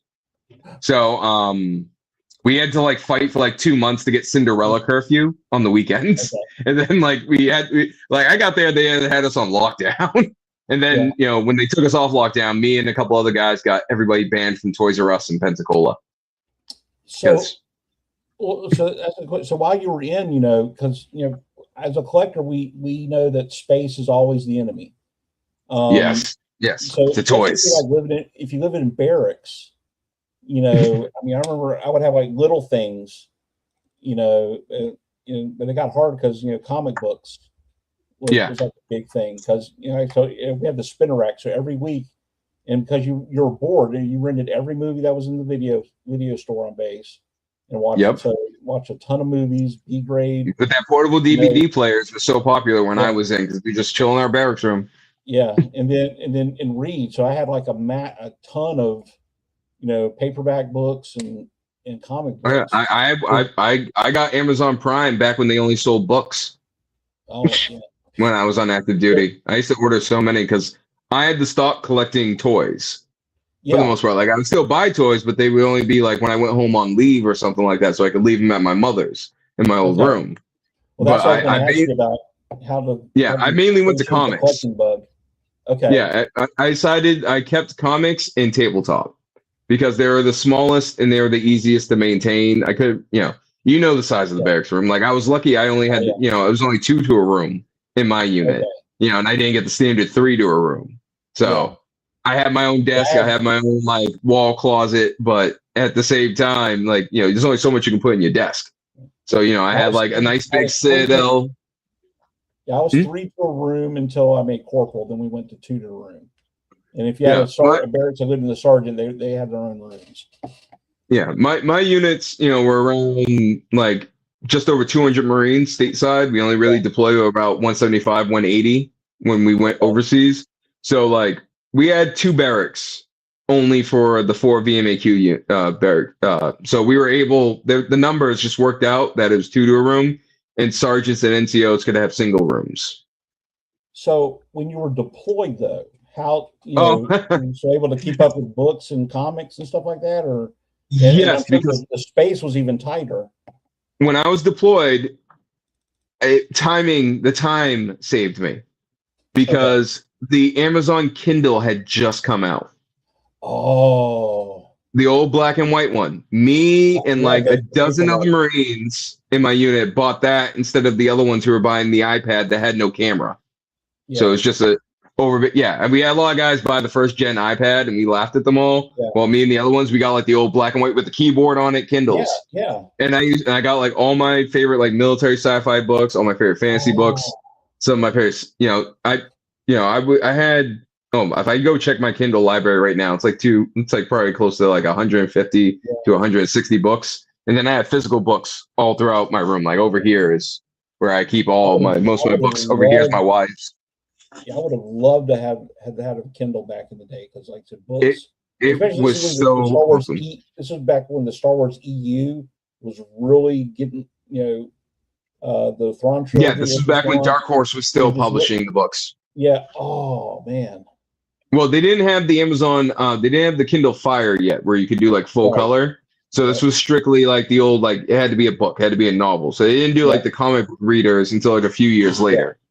But like, yeah, I used to have all my books backed up on it because Amazon at the time when the Kindle came out, they did something really cool that if you bought books through Amazon already, they gave you the Kindle copy. So all my books I had ordered that transferred over to the Kindle format when it came out, I got all those books for free in my library. Yeah. And then of course I bought, a shit ton more. But like it was a game changer when I was deploying because I did bring like a few novels with me my first deployment, and it was such a pain in the ass to maintain them. Like I still have those books there, but they're destroyed from Afghanistan. And I lost my Adrian Paul art book when I was in Afghanistan, my first tour. So yeah, I had the big hardback one with the Emperor on the front. And yeah, it still kills me. Yeah, I lost, and I also had the Damocles Golf uplifting primer for the Imperial Guardsmen that also went by the wayside. So I had some like shit from GW that I could probably sell for like $1,000 right now that I lost because I was stupid enough to bring it on deployments. Well, we also weren't thinking back then about resell and value. I mean, the whole retro market and stuff like that. It's fairly new about. I wouldn't have sold them because I had the Munititorium like green book, and I had the blue Imperial Guard like uplifting primer book. Yeah, I would keep those to this day. I still have some classic GW books, but it was my second deployment that the Kindle like was fully enslaved, and then like I didn't like lose shit again because I just had the Kindle, and if I lost the Kindle, it was all backed up in the cloud as it was at the time. So it's just like get another Kindle. Well, especially if you were doing tabletop and role playing games, those books were it was like gold. Really, I remember we didn't bring those. We brought board games. One person would bring like remember like the like D&D like board games that would come like the pre-characters. Somebody would always bring like one of those on deployment, and then when we didn't do that, we used to have LAN parties in our shop. So we used to take all of our laptops and we would all link them so we could all play Diablo 2 together. Or we would jury rig multiple Xboxes together so we could do like 12-man Nazi zombies. Yeah. Like I said, that was, the computer game wasn't a thing. So I remember I was in Japan when the Super Nintendo came out. And I bought one at the PX. And that was a pretty hefty price. And then we had a few games, but then we went out in town and they had the Super Famicom. So we bought a couple of games. I remember buying a Gundam game and a Dragon Ball Z fighting game and some other game. But the problem was we didn't realize when we got back to the barracks is that the Famicom cartridges were different than the Super Nintendo ones. So we took a couple of them. We actually broke the cartridges open and we just slot the cards into it, and it worked. And then we had the bright ideas like, well, why do we got tools at the shop? Let's just go and Dremel out, because it was two slots in it that you had that all the Super Nintendo cartridges had in the back that slid in that the Famicom didn't. That's what was blocking the cartridges. So we just went and dremeled out the slots for the cartridges and taped them back together.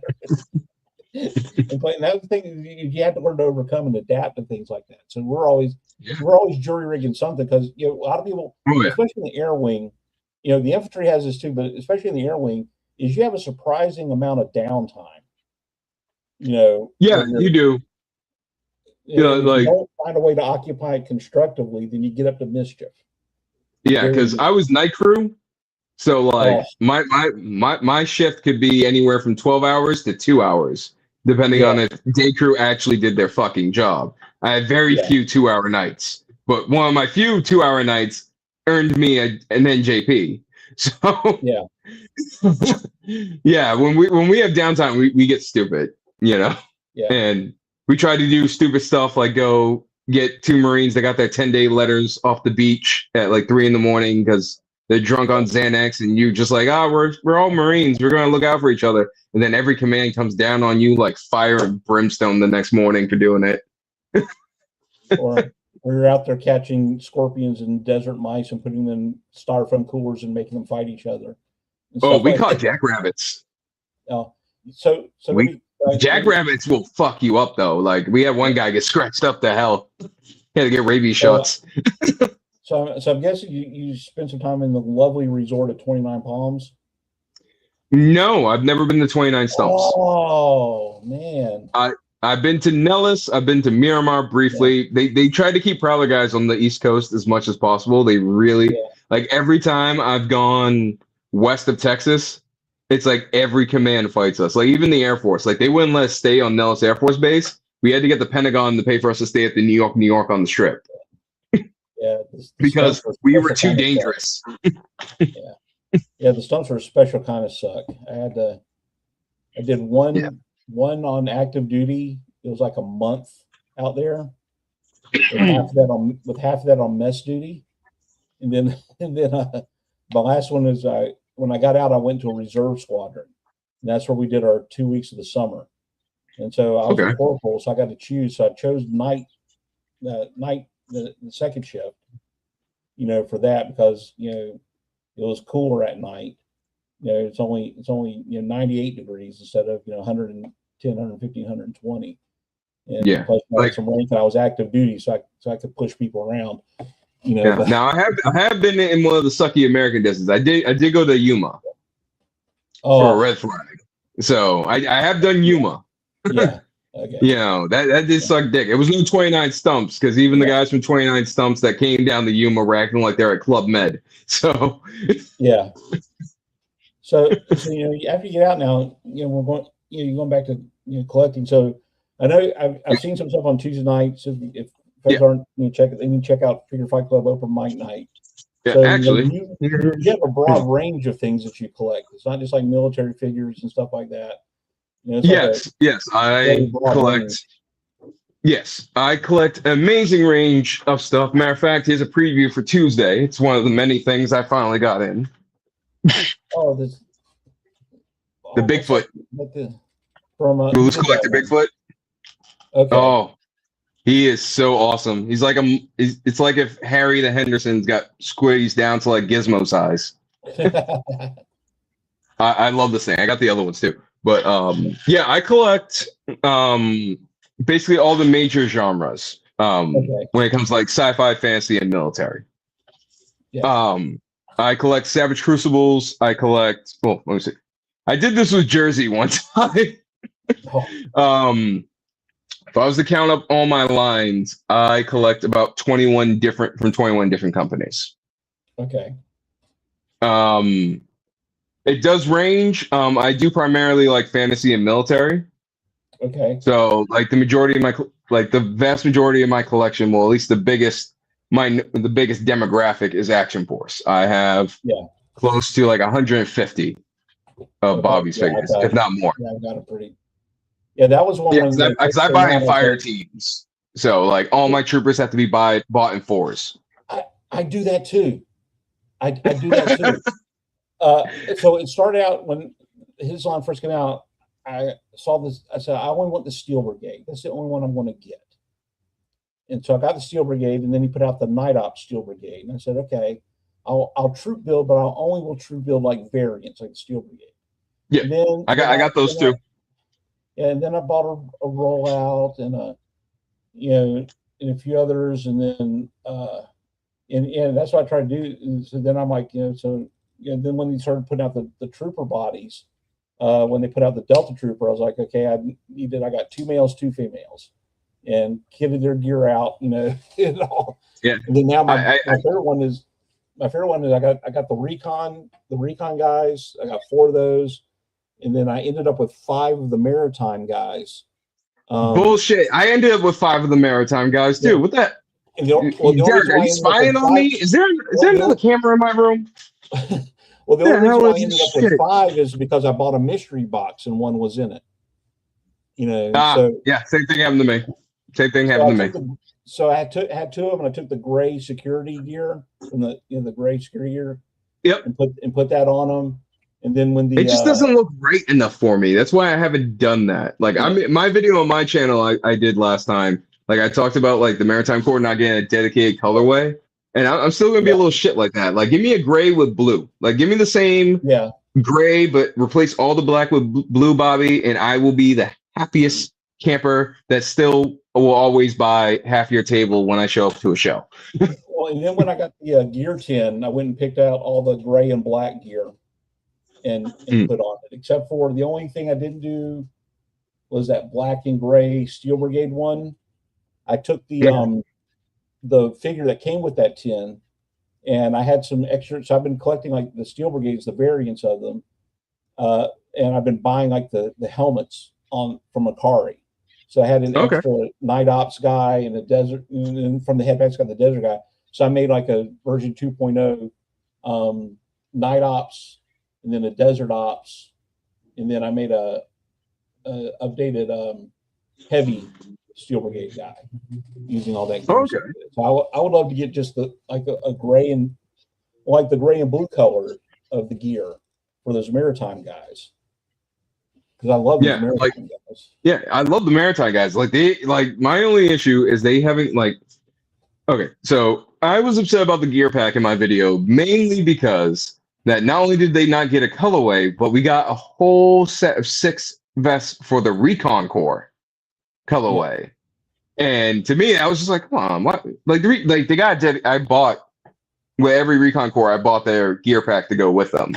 Like, I'm not the biggest fan of their vest. I never really liked that fast gear design, but they got gear. I took all those guys. Yeah, I took all those guys, and I took I gave them a mix of weapons. So I had the first gear tin, and they have all the weapons that are in that black and that silver color. Yes. And so I mixed them so they had different.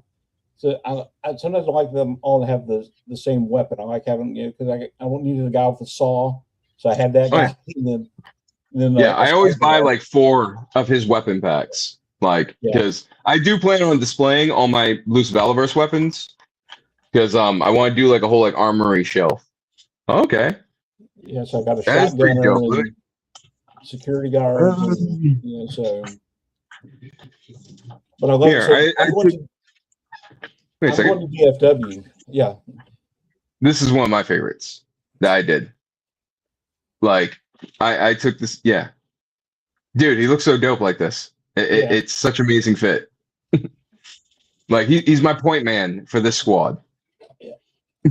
And I did an updated desert.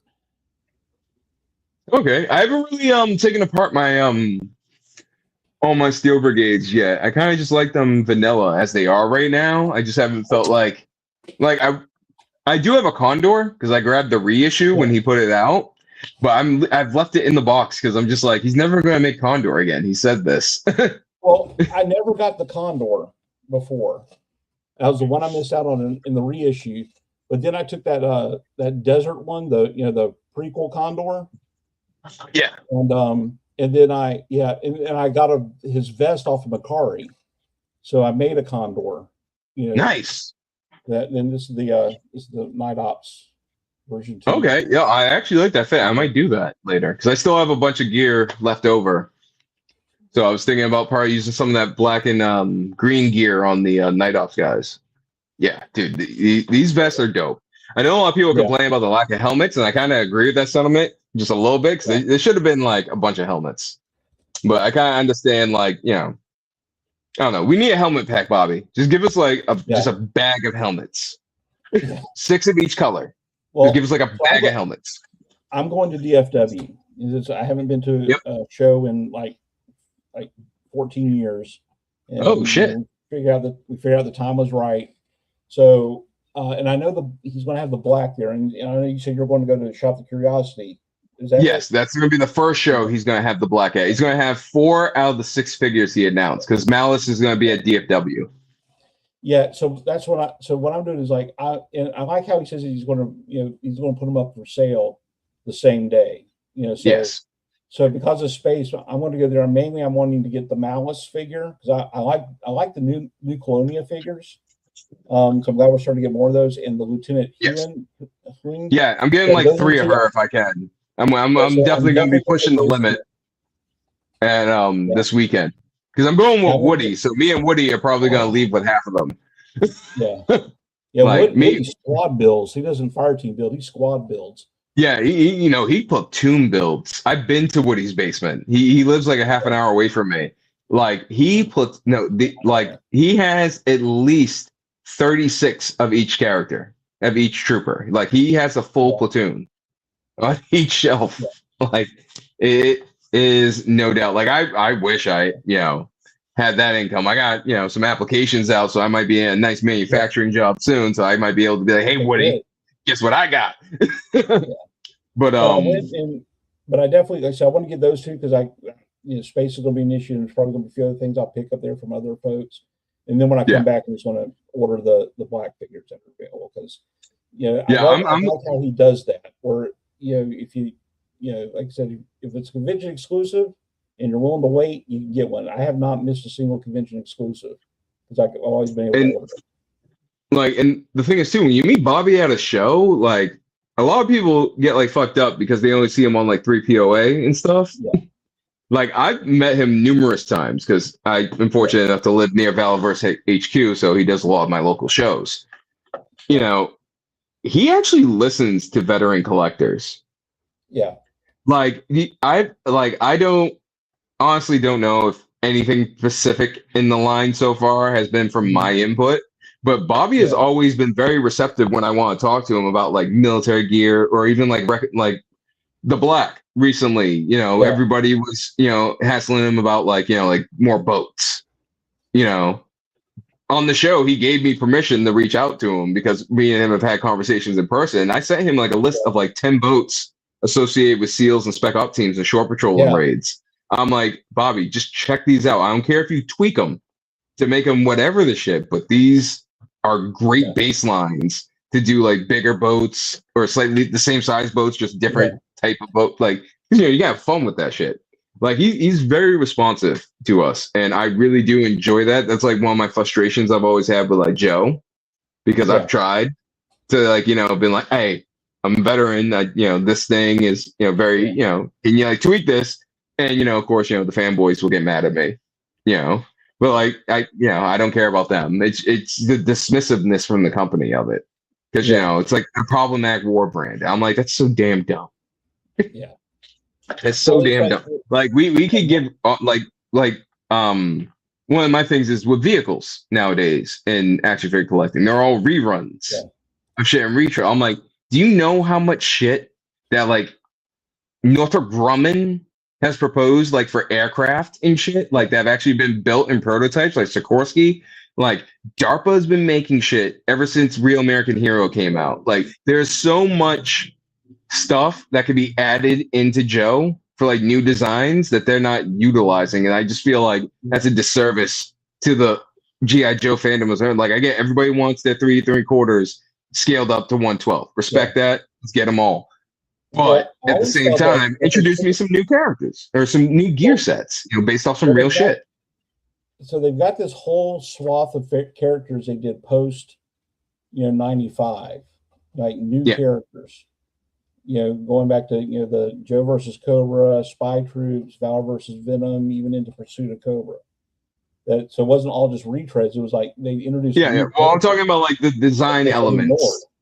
Well, and that's what I always felt that that when they decided to do the retro card figures, to me that's where you do the plus ups from the 3 3/4 line. If I get a retro Duke, I want it to look like that Duke. But then classifieds line should have been new characters and updates, modernizations of old characters. Okay, you have to have a Duke and you have to have Snake Eyes, of course. So give me an updated Duke, with like more modern push forward like Call of Duty. Yeah, and we're not talking Sigma 6. Anybody that tries to clip us, we're not talking Sigma 6 bullshit. Okay, you're just talking about like some new rifle designs, maybe some new web gear. There's plenty of shit, and I'm not saying be like Valorverse. There's plenty of shit that Valor ain't doing. You could do. Give me Battlefield 6. Gear. The next generation weapon stuff.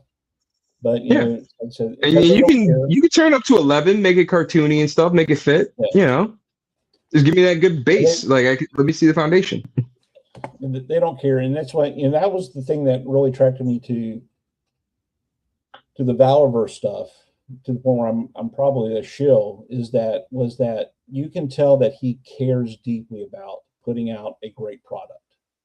Yeah, And he that's does. that's And his goal. That's his goal, is to put, he realized that if he puts out a great product, then people will buy it and he'll make money. yes. It wasn't about making money, it was about making a great product. And that's how, and the money will flow from that type of deal. It's his, he's done what a lot of people sit around and say, well, if I was in charge, I'd start my own company with blackjack and hookers. Yep. We got him. He actually went out and did it.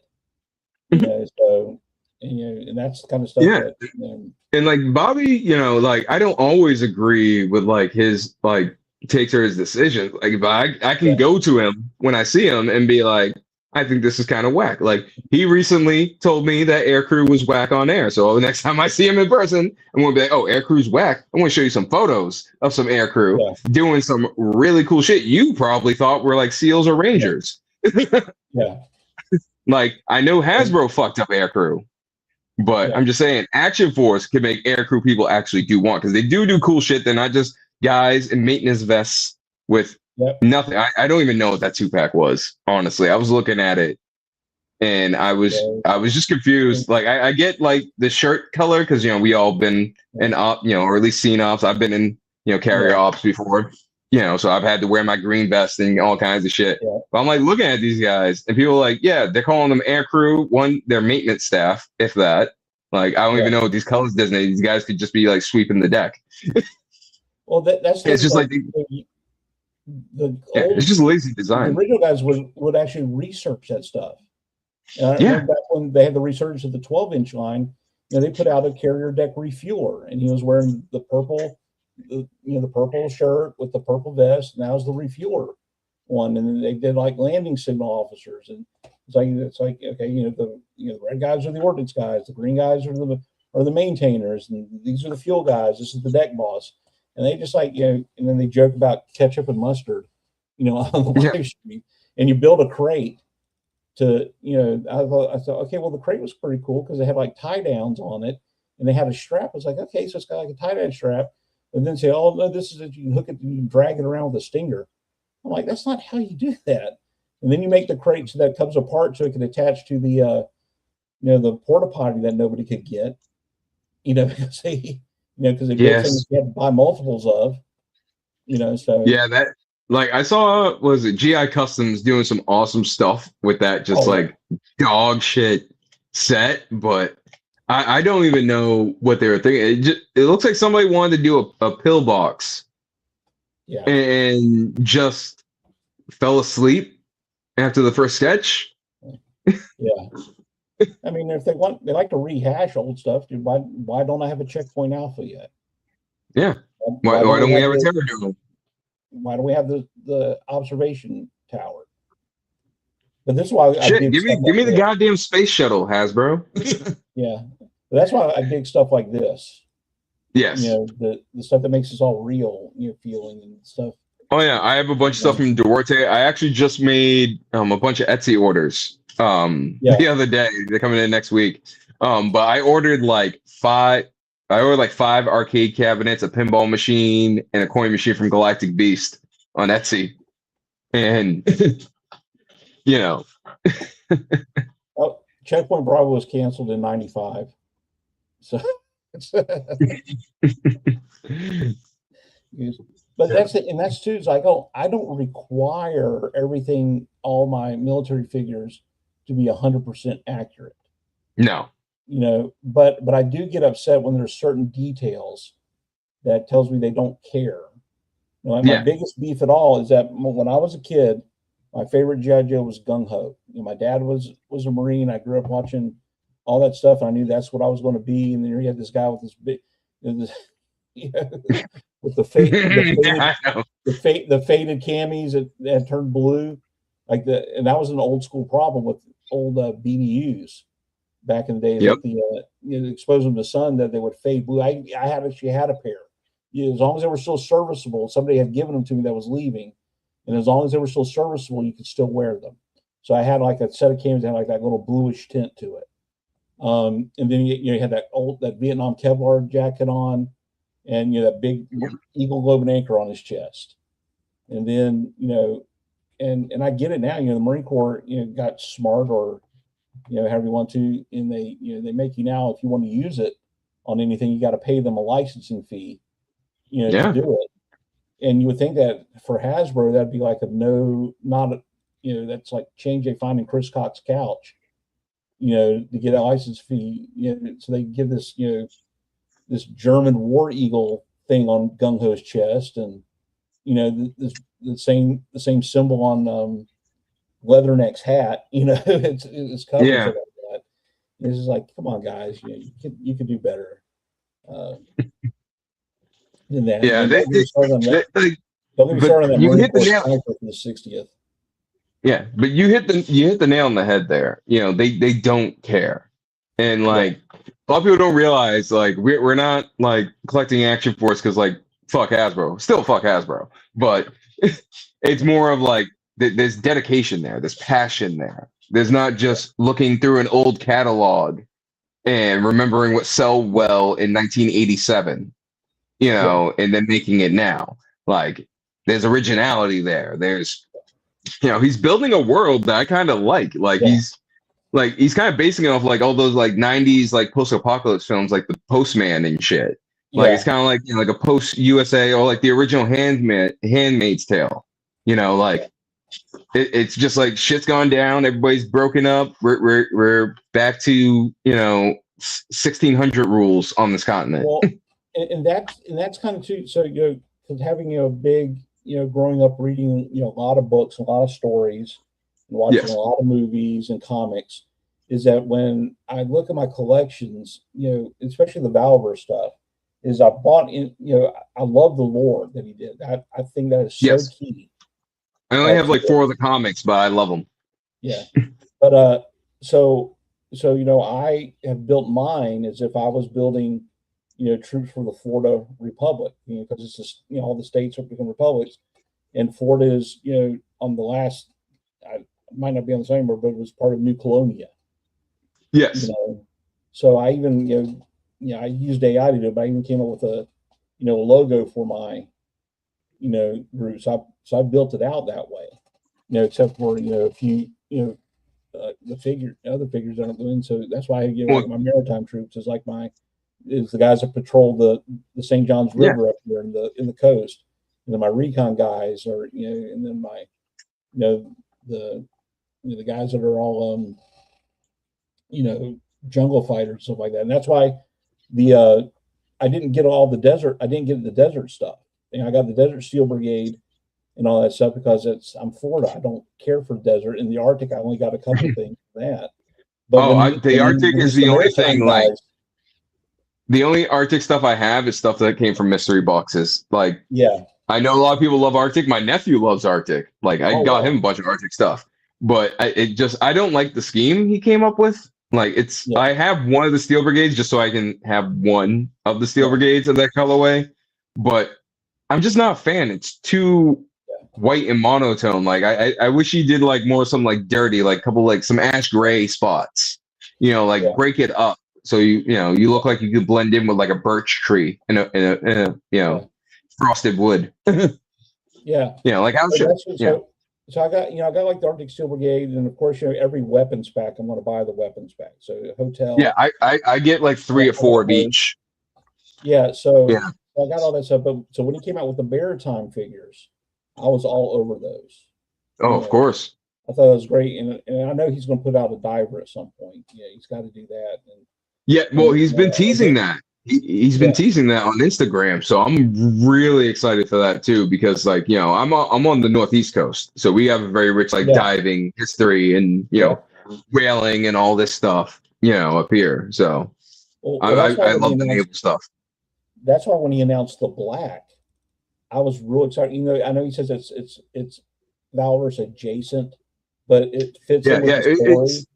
It's same world, they're just in different parts. Like they're independently doing their own thing. Like Avengers X-Men is how he described it, if I remember correctly. Well, they're another faction. Like New Colonia is a faction, and Crimson Dynamics, and so I was like, fine. It's like that's perfect because I'm here in Florida. And we got all the pirate history, and like so. And my town is Jacksonville, which is got 2 naval bases, and we got this big river, and so that's who my guys are going to be. I want to be taking pictures of them. Yeah, no, like I completely, I love the black. As a matter of fact, the black is like one of the things I've been talking to Bobby the most of when I see him at shows when I can. Most of the time I leave him alone because I'm just buying figures and messing with Jordan. But when I do, like I mentioned to him, like I know he's really hardcore on like it being like all seals, but I'm like, there are three the other like I explained to him, I'm like, they're SWIC. They're like when you see pictures of seals in operations, there's only like 2 seals in those photos. Like Bobby, there's a whole bunch of ancillary units that do all the badass shit, drive the boats. And in all honesty, Bobby, there should be Marines in the black. And he was like, well, I already put some Marine characters in Action Force. I'm like, I don't care. Like the Navy, like the majority of Marines would probably end up in the black if they were, because we're ships company. You got a bunch of groundside Marines. You have the amphibious carriers probably on their way out. You got everybody doing like a Westpac or a Mew. If they all turncoat to the black under, Blackbeard. I can see Blackbeard and Bane, being SEAL, because SEALs are I'm cool with the core guys being SEAls. Like the SEALs take over the Navy. I'm cool with that. But the Corsairs had to be filled out with, they're SWICs. They're master at arms. Because they're definitely like CQB, which is which is different from SEALs. A lot of people don't realize that when you see guys fighting on naval ships, it's not all SEAls. SEAL teams are like 4 to 6 men.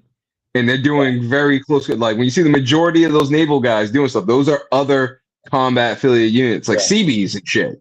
Like I would love if the Corsairs were like CBs, like combat engineers. So they're going in, they're building infrastructure and getting the hell out. Well, what I'm saying is the Corsairs would be filled with MARSOC guys. Yeah, like there should be a MARSOC presence. Like I think Colonel Siege is one of the characters that has a Marine Corps background. And I was just like, Bobby, that's not enough. I get like SEAL brigades and all that supposed to be from the best of the best, but over half the Marine Corps is at sea. The majority of the time, like there would be a definite divide. And I didn't get a chance to, but I wanted to go into Civil War history with him a little bit to give him like something to work with, because just so you know, during the Civil War, the entire officer corps of the Marine Corps defected to the South. It was enlisted Marines that fought on the side of the Union and took them down. Like that would make perfect sense. Like a bunch of Marine Corps officers with their units decide to turncoat, go with the black. Well, majority of the enlisted and stuff that are stateside are like you. Well, there was a Confederate States Marine Corps during that time.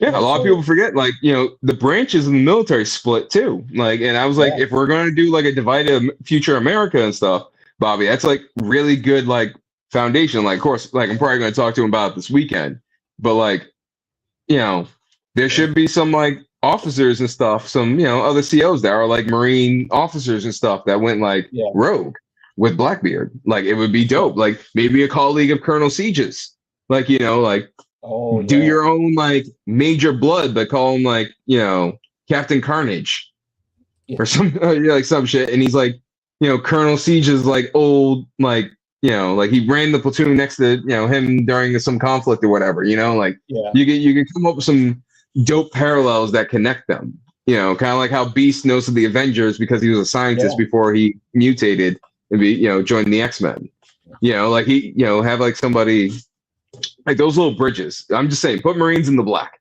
All right. Just put Marines in the black. Well, but what's good though is that his line is so expansive. Is like, I can have some Marines in the black. I can. Yeah, I know. I'm definitely doing that. Like, I'll do it myself. I'm just saying it'd be dope if, like, I would look like when I say put them in there. I really like what Bobby comes up with to put in the line. So like, I know what I would do if I customized the Marine for the black. I don't know what Bobby would give us. That probably would be either equal or better than what I would come up with. Because he does talk to all of us. Well, for me, the maritime guys, they're Marines. That's what they are to me. And to me, half the SEAL Brigade is former Marines. And not, and the thing is that I don't get every figure. Like I didn't get Pandora when it came out. That one didn't, but I made a Pandora. But I made a Pandora when that head pack came out. I took the black Spec Ops body and put that head because that red and black gear looked really good on it. And then like the Jester guy, I don't care for that one, and I'm really not excited about the World War II line because I am interested in one faction. Okay. Imperial Japan. Oh, that's right. Yeah, that is. I've never had Imperial Japanese figures. I would honestly love, like, I have, my grandfather fought in World War II. I would love to have an Imperial Japanese like force, maybe 6 to 10 figures. Give me an officer, couple stuff. I'll probably hit Endless Fables or somebody and make me a custom flag. Just so I can have like them getting like trunks. In 1/6 scale, I collected that heavily, a few years ago. They did a lot of them in there, but you've never seen them in 1/12 scale. So that would be interesting. But like I said, but for me, it's like World War II's just been done so many times.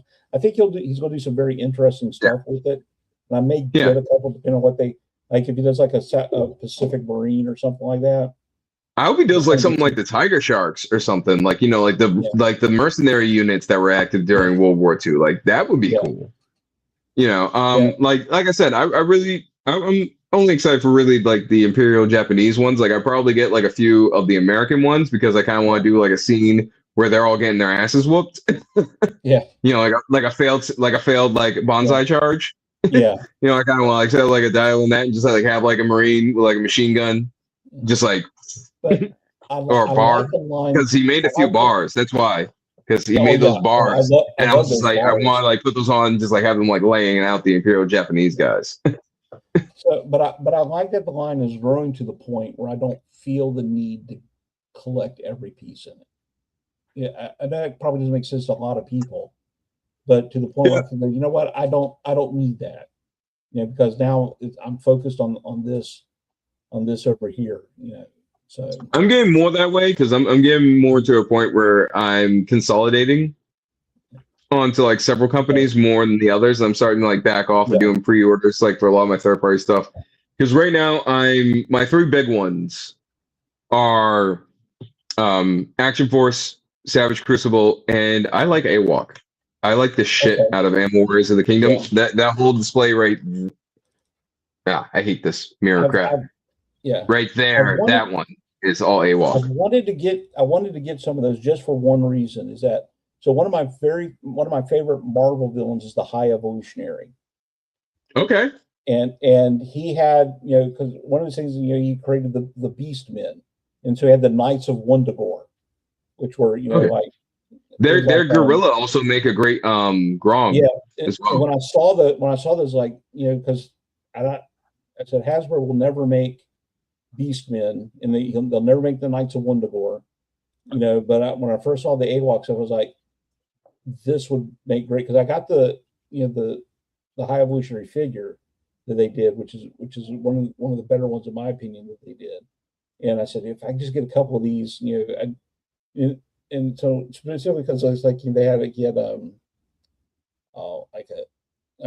guy that was a ram, like a ram animal that's a man, and a tiger.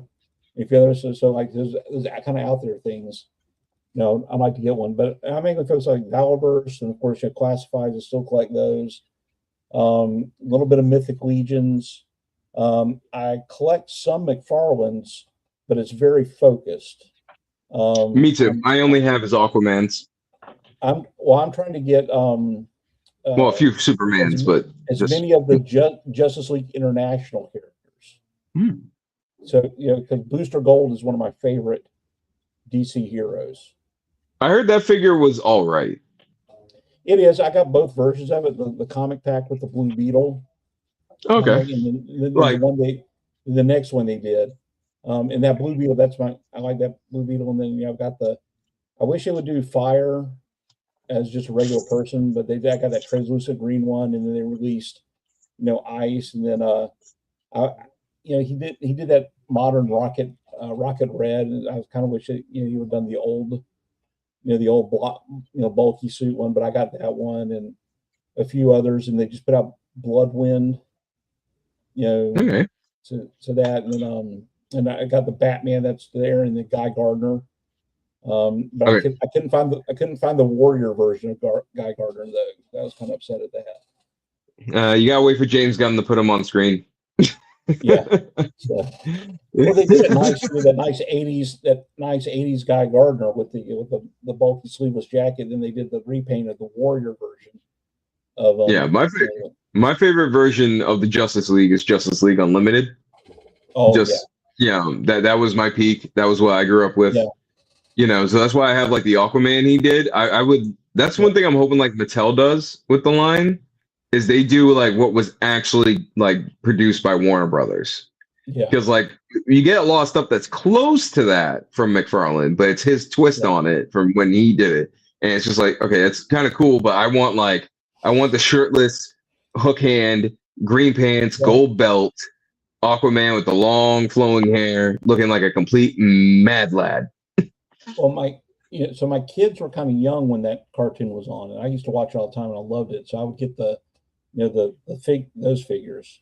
We had like a lot of them. We had the the javelin plane and the watchtower playset. Yeah. Then they got I never got those myself just because of stuff that was going on in my family at the time. But like those were like amazing. I have friends that did, and like they let me play on them. Like they were awesome stuff. Like, and one thing I will say about Justice League, I never thought, knowing what I did about DC coming up to that show, that they would make me give a shit about Martian Manhunter. Oh yeah. Like I never thought that would be possible. But I felt like feeling for him more than I ever did for like, Superman's backstory. Because Superman's backstory is kind of tragic, especially the way they did in the animated series. Like how they portrayed it. Like that was really like desperation, like done. Like I really love the way the TAS did like Superman's escape from Krypton. Yeah. But like when you got to that, like they were just like, we're gonna hit you. We're gonna hit you. Yeah, like the whole Thanagar. Well, that entire stuff, and like was good and well written, and seeing all those Martians get killed by those dudes in the premiere movie. Yeah. Like, and then watching like the desperate last stand of like Jean Valjean and his like last like 5 friends alive. Yeah. Only to be the last one to be they like had no dialogue. Everybody looked weird, but it's just like it sucked.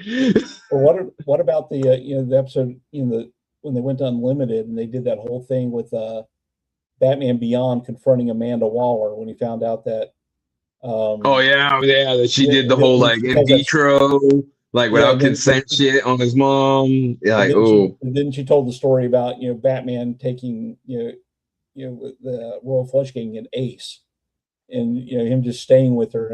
Yeah. Or like here's the thing to kill her, and he goes there and he's like, no, that's right. She's just a dying, scared little kid, so I'm just going to sit here with her. And then you had episodes where they kind of like left it open, but you knew it like ended that way. Like I remember, I think it was GLU when they had like that space empire that was like conquering everybody. Like they were like turning everybody super powered and stuff. And like the solution was to turn everybody into trees. Now I know a lot of people didn't think about it because they only showed like the soldiers in space.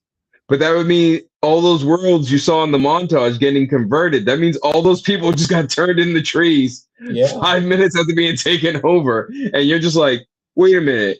Did we save the universe or did we commit a genocide? Like, what happened here? Are we going to get in trouble with space police? But it was good writing like that, it was great writing. And that was the thing, too, that as I try to explain to my kids is that they talked about subjects and they were making points, even some things I didn't agree with, but they would do it in such a way. It wasn't a lecture. It was kind of a way to make you go, okay, I never thought about it that way. And that's why I told them. So we've been watching Daredevil Born Again, this season. And I was explaining to the boys, like, obviously they code things a certain way for a certain thing going on now. I said, but at the end of it, you look at it but they're doing it in such a way where it's not really heavy handed. When the anti-vigilante task force, somebody was robbing a bodega, and so they go in there because of the shots, and they let the guy that was robbing it go because the shop owner pulled a gun out and threatened him, so they call that vigilante activity, and they arrested him. It was like for protecting his own property. And as a conservative, I was like, yeah, no, I wouldn't like that. I don't agree with that, type of deal. Yeah, They're making real, well, I like it because they're able to sneak in like that actual because that happens in the real world. yeah, People get in yeah, trouble for like pulling firearms on their own property. Like yeah, in certain states, like Michigan's terrible for it nowadays. I've heard from my yeah. friends out But there. it, but Like, they're making a point without being preachy about it. And I yeah, and told I them, like that. so that's the way comic books and movies used to be. Is it would and nowadays it's like they have to do a thing, they immediately tell you what this Yeah, represents. yeah. You know, My that's my like exact issue. Like, one, the product they're producing is crap to me, just from my yeah, perspective. Two, it's like you can do everything you're doing wrong right. yeah, Like we have clear examples of that. Like that whole like girl boss push. Then like what the hell was Ripley? yeah, What the hell was Major Kusanagi in anime? Like yeah, what from Ghost in the Shell? Like what were they then? It's kind of like it pissed me off to like when GW like canked Warhammer Fantasy while I was yeah, rebuilding my Bretonian army, and they said they did it because there wasn't enough like minorities in the hobby. And I'm sitting there, black and Native American as fuck. yeah, Like, I've been here since like 2001. What are you talking about? yeah, Like the first guy that taught me how to paint miniatures at an official GW store was a Jamaican guy with dreads and glasses yeah, who taught me how to paint lizard men. I'm like, we're here. We've been here. Like, don't yeah, blame this on us. yeah, You yeah, you yeah, mismanaged the line yeah, inside to do a reboot and then say like because there wasn't enough of me around. And I'm like, we're here. Like most people in shops I was like a third well, of us were some kind of brown my entire and life all this thing is, growing up, and all this I was into at stuff like least. this. We just care that you like this stuff. You know, Yeah. that's where our line was. It was these people on the outside looking in, thinking that it was only, this group or that group that was Yeah. No, involved in nobody stuff. cared. Nobody cared I was black. They just cared I was a Yeah, Black Templar fan. That's the only yeah, problem they had. It's yeah, like, oh, the Black Templar player's here. And I'm like, yeah, damn yeah. right I am. But your Innocent favorite proves Power nothing, Rangers and bitch. Black Power Rangers. But also too, I think that goes back to the military Yes. thing that I think that because I would sit there and I had people in my shop. A lot of people, they paint veterans and military folks with this broad brush that we all believe and act with the same things, but Oh we no. are super diverse in opinions, politically, religion, Oh yeah. Especially right now. fandom. I have buddies. I have guys that I used to hang out and drink together. They want to stab each other right now. Yeah, And I'm but, sitting there just but, like, I still like you both. I don't care. I mean, we But like, and in a pinch, they back each other. But you know what I mean? Like, we have yeah, so many differing opinions that we got yeah, people, just as we would, angry towards each other as yeah, civilians are yeah. in most social situations. But it's like at the end of the day, it's like you're mad at a sibling. You're not mad Yeah. at like a stranger. Well, So it's kind of I like remember one you're time stupid. I'm we would not have these talking to you big right now. we would have these big discussions to near yelling arguments about like religion and stuff like Yeah, that. And then I remember having those talks. we would grab our stuff and get to work on what we were working that day. And there was no thought that, well, I don't like this guy because he doesn't believe what I believe, so I'm gonna Oh sabotage yeah, him. I'm gonna sandbag him. one of my good friends, I'm gonna Pat. go to Like work.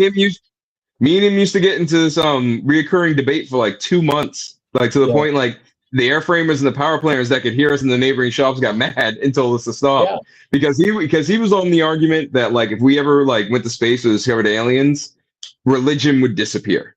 Like he was one of those like hardcore atheists like that. And I just simply argue him because I'm like, that makes no sense. People will start worshiping the aliens too. Are you yeah, batshit? Like, and I bring up examples like the United Space Academy or like yeah, Scientology. I'm like, dude, the existence of aliens will only confirm some guys that we already call fringe now. Like, it yeah, wouldn't make like the Pope wouldn't stop being the Pope the day ET showed up. yeah, They'd be, they'd probably be like it's a demon or yeah, angels aren't what we thought. They go either way. yeah. Yeah, Well, like Carl Sagan said something to the effect, because I'm a Christian, and and he said that that like if you don't think aliens exist, then God just created a lot of wasted space out there. yeah, There's all these planets out there. and to think that there's no life on them, your God wouldn't be that From a wasteful. scientific and theological standpoint, being alone makes no sense. No. Like if you believe there's a creator that created the cosmos, there has to be more Yeah. because it's infinite. So he's not just going to make a speck in an infinite space. Like I wouldn't have this whole room and just put one figure in the middle of the room and be like, this is my collection with nothing else. But I know scientific size. Is but we would have those discussions and near come to blow arguments, but when it came time to do the work, it was, we worked together. It was none of this. You don't believe what I believe, or you don't think the way. Yeah, nobody was dropping a wrench on you. So I can't work with you. I can't be. Nobody was closing your toolbox on you when you weren't looking. Like nobody was pulling any petty shit. No bullshit. Somebody was saying, "Yeah, I'll meet you out at the aircraft," and then you're out there for an hour by yourself before they show up. You show up, you do your shit. Like I had people in my units before that, like I've had people in my units that like we for real got into fist fights. Yeah. When like we had to go work on a jet, we go work on it together. We'd be looking at each other like, as soon as this is done, man, tree line, the deal. Like, but we still get the job done. Because that's what we were there for. That's what we do. It's like, we got beef, but that's after work. We'll go kick each other's asses in the barracks. We used to be able to unite around what we agreed with. And, there wasn't a requirement that you had to believe every single thing I believed for me to be your friend. There were, you just had to believe, everybody had the right to believe what they believe. That was the only mutual respect. It was all that was needed. If there's 10 things and we disagreed about 8 of them, we could sit down and drink and talk about the 2 we agree on. There wasn't any of this stuff. So, and it's sad, that. Yeah, and it's even sadder when you look at like the reason why they're getting so mad at each other, because they want to convert each other. They want to prove each other wrong. I'm like, the best way you could even start that process is to just get your shit together and just talk. Yeah. Like if you're like, a hardcore progressive and this person's like a Bible Belt hardcore conservative, if you both drink Michelob, talk about your favorite Michelob, and then you go from there. You build a bond. At the very least, you'll tolerate each other's existence and not want to wipe each other out at the end of it. I don't want to live in a world where I cut myself off from the ideas of other people, because exactly that's how you understand. That's how you understand folks. My book library has like everything. I have like a copy of the Bhagavad Gita. I have an actual essay copy of Frederick Bastet's The Law. I do have Marx. I have Sobanetti. Like I have everybody, because I read this shit. Like I have a copy of the Quran. I have a copy of the Bible. I have a copy of the Torah. Like I have the Book of Enoch, because when people tell me something, I'd rather go research it myself and then come to my opinion. Like I don't want to be like somebody be like, okay, this exists and this is how you should feel about it. I'm like, okay, had you told me that exists, I'm going to go look that up. Yeah. Okay, you have your opinion, and I respect that. You probably got your own experiences, but I'm going to go look that up and get my own opinion. Well, I tell people the reason why I'm a conservative today is because I read a lot of science fiction written in the 50s, 60s, and 70s, and all those guys were hardcore leftists. They were all hardcore leftists. Well, Heinlein was an exception. Well, he's a libertarian. Yeah, stranger than strange. And that's I'm also grounded enough in my faith that I can read something that that asks legitimate questions without jettisoning my belief, and that's why I love Stranger in a Strange Land. I was raised Catholic, but like politically, my family's always been independents. I don't claim political affiliation. I look on the merits of the individual and their track record, and I vote accordingly. Don't ever assume I voted for who you think I voted for, because I'd probably fucking surprise you. And that's on both ways. Don't think I am on you or whatever, or I'm or whatever, because I'll write in a motherfucker I like on principle. Well, so all the science fiction from that era though was all about folks in power, no matter who they are, just want to grab more power. So never trust those in power. That's why I love like Dune. Because because Dune's whole premise was don't trust the charismatic. The charisma is the sheep's wool on the wolf. you know, and that's why like I don't really like Denis Villeneuve's. Yeah, Like, well, I liked one. I liked one because he didn't change to anything crazy, but yeah, two, he made some choices that. Listen, if you've read the original six Dune books, especially anybody in the chat, you know those changes destroyed the actual like feminist message that is in Dune from yeah, Frank Herbert. It literally destroys it on the face of it. yeah. So like Well, that's don't why. be looking at Well, me when I like I'm saw the mad about the second women one, being in power. No, I'm mad the way they're doing it because the way no, Herbert do it because set it up to be badass. yeah, well, he said the books up that the Fremen was very much that women had equality Yeah. within the Fremen, and I get that part of it is that if you're paying the money to have Zendaya, you want to give her more to do, but Yeah. that whole thing at the end where and like I said, there was something like not having Alia born and making the Yeah. rebellion within a Having few months, okay, 7 years. sorry for spoilers. If anybody in the Yeah, chat didn't see Dune 2, they're about to release three, so you're late. yeah, But having fucking Paul kill yeah. Baron Okay. Harkonnen is it fucks Yeah, everything up. Like I don't even like I love Anna de Armas. Like I think she's a beautiful woman, good actress, yeah, you know, but I can't see her as Alia the Knife. I can't see her as Saint Alia the Knife. yeah. Because she's not that, Oh no, and that's not like Anna they de took Armas. that away from her. That's Claire Foy. That they're no, not Claire Foy. No, It's the same chick that played I thought it was Anna de the Armas. That was no, it's the same chick that played in Furiosa. okay. Sorry, I'm bad with faces. Leave me Yeah, alone, people. The blondes yeah. all look Well, alike that's to her. me half the time. Yeah, Okay. yeah. So yeah, but yeah, not having her and making the rebellion a few months instead of like the 5 year span it should have been, and then having Paul kill Yeah, the Baron instead of Alia, and then that whole yeah, thing and I of did not like I did not like that Fade fight.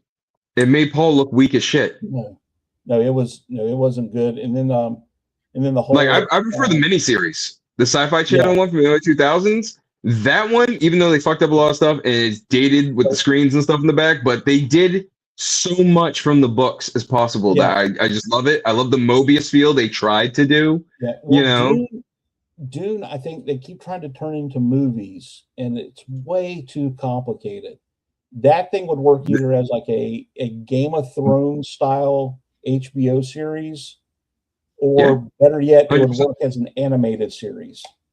Yeah, like I think the Like I feel like miniseries you capture the format. weirdness. I think the Yeah, miniseries format they did in the early 2000s was yeah, perfect. You yeah, got Dune in 4 hour and a half yeah, like full length movies, and yeah, then you got Children of Dune with young James McIvory, yeah, which was great. You know, I love the way they did. I love the way Alia was portrayed in it. Like I was like, I'm yeah, loving all this shit, and the way like I love the visuals of yeah, the new one. Like I'm excited to see what the Holy War yeah, looks like. I hate the name changes, but I get it. They're yeah, filming in Jordan. You don't want to piss yeah, them off.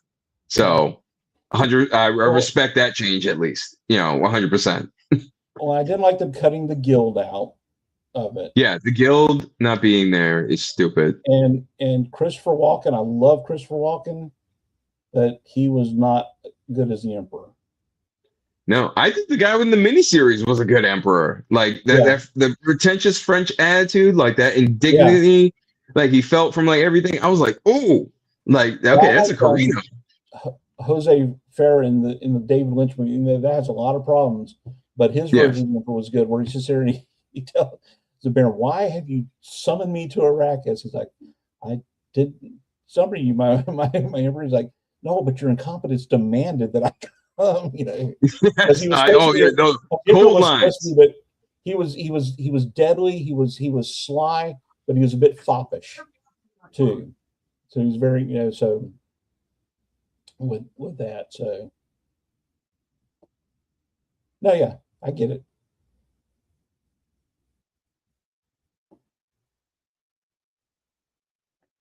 Sorry, the neighbor No, kids blocked in my daughter's car, okay, so all right. I just had to So go tell her. Go, yeah, what'd you just? No, I'm good. yeah, I'm good. She got it. so What okay, did you just say?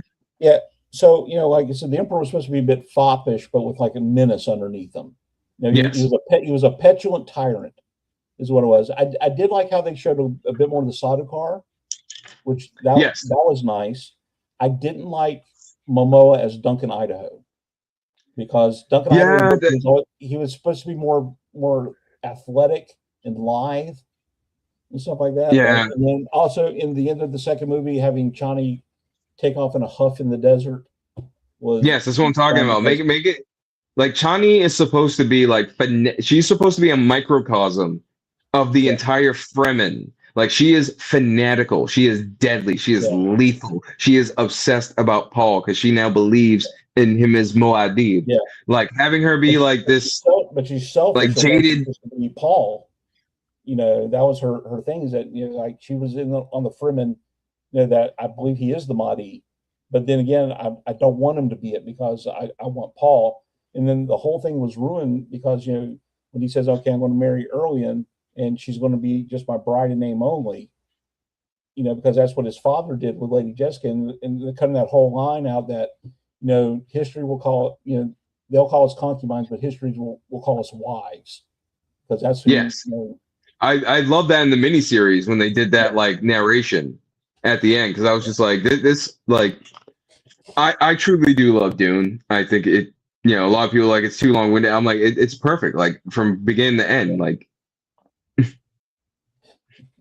Yeah. But like because they're going to have to flip her personality for Dune Messiah, which is basically that's the third, the third one. Yeah.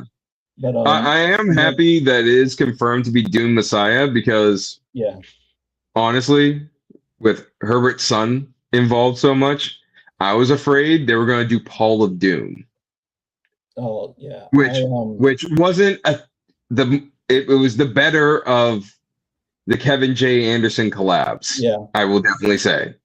But if they had done that, I would have been so pissed, because, not having Alia kill the Baron and then do like the dinner scene knife fight between two like toddler girls, which imagine that on screen. Yeah.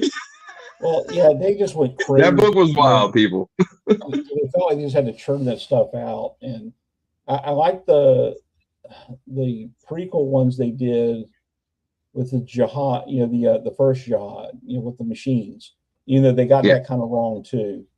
Yeah, they did, but I didn't like them doing the sequels, the Sandworms of Dune and Hunters of Dune, because they use that to kind of just cram in all the prequel stuff that they're making up to justify.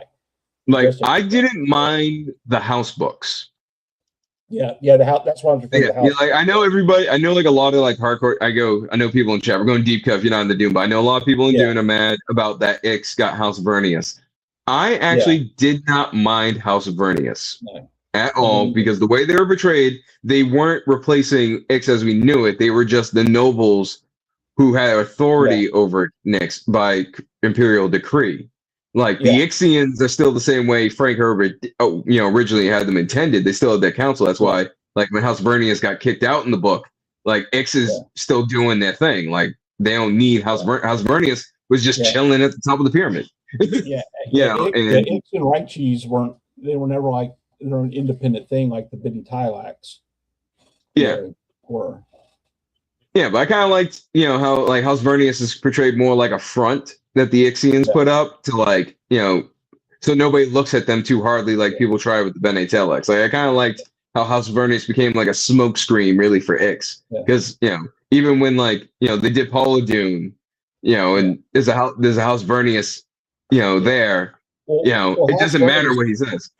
You would have to have House Vernius to make the Ixing technology palpable to the Imperium, because like I said, it skirted the law, so they had to have that, so they needed it so they could justify that, because it's saying it's part of the system, whereas the Tlaxlu, everybody looked down on them, they didn't like you can't have God Emperor was my favorite of the whole series. God Emperor is really good. I do like the fish speakers a lot. I do have an issue on how Herbert believes fish speakers would work, because I think that was a little too generous to the Pharaohs. you know, believing that they would never commit atrocities because they're like that whole thing was a little crazy because the Bene Gesserit already existed, and then you know Yeah. the honored mantras happened later. Yeah. Well, that was the thing is that the honored mantras were the combination of the Bene Gesserit and the fish speakers in the scatter. And no, not just that. It was Yeah, and also Bene Telex women female, who yeah, escaped being turned into tanks. yeah, You know, so like so, that's why the honored mantras went psycho because it was the Bene Telex female trauma yeah. that So like set them all off. well, the fish speakers would only work under Leto the second because of how Yes. and I love that whole idea that he had. That's like he's like humanity has grown soft. He says, and the only way I can fix that is to be a tyrant, to be as harsh as I possibly can. So when I'm finally dead, they'll just explode in freedom, and nobody will be able to wipe out humanity because they'll just be too far scattered. So it was this idea that I'm a tyrant, but this is why I'm doing this. So, but I really like how it goes like to necessary evil, and it also like I love how like Herbert gets his point across, but he also provides like a counter to his own narrative because he Herbert's very well known to being like saying Kennedy's the worst, Nixon's the best because Nixon taught us not to trust shit, and Kennedy got us to do whatever the hell he wanted. Whether you agree or disagree with that, it's whatever, but it gives you a great context to how he like wanted to portray it. And I do like how he was like, Paul is the JFK. Yeah. Leto the second is the Nixon. Yeah. As Herbert saw them. And I really, like, yes, Paul caused all this stuff, but the next guy who's also as bad taught us to get the hell out. Well, Paul too was an example of too that he never had control over his destiny. He was manipulated, and so when he gets caught up in it, he just gets swept up in it. Whereas Leto the second, he determined from the get-go of it. He's like, I want to take control of my destiny. I'm going to shape destiny and not let it shape me, type of deal. So we've gone on. I've enjoyed this so much, dude. I'm glad you. I have too. It's great. And, I'd love to do this again sometime. Yeah. I don't think Abby's going to be able to have us together on Tuesdays anymore because we might just get sidetracked and have our own thing. Yeah, probably not. Well, we'll back for the private chat. So how I typically end my show is I do this thing called something to think about, because I like to leave my audience with something to think about. And so this is what I want people to know. So veterans, we have on one shoulder an angel and on the other shoulder a devil, and they're constantly whispering to us. But the problem is that our tinnitus is so bad we can't understand a word they're saying. So that's what I want people to think about as we leave.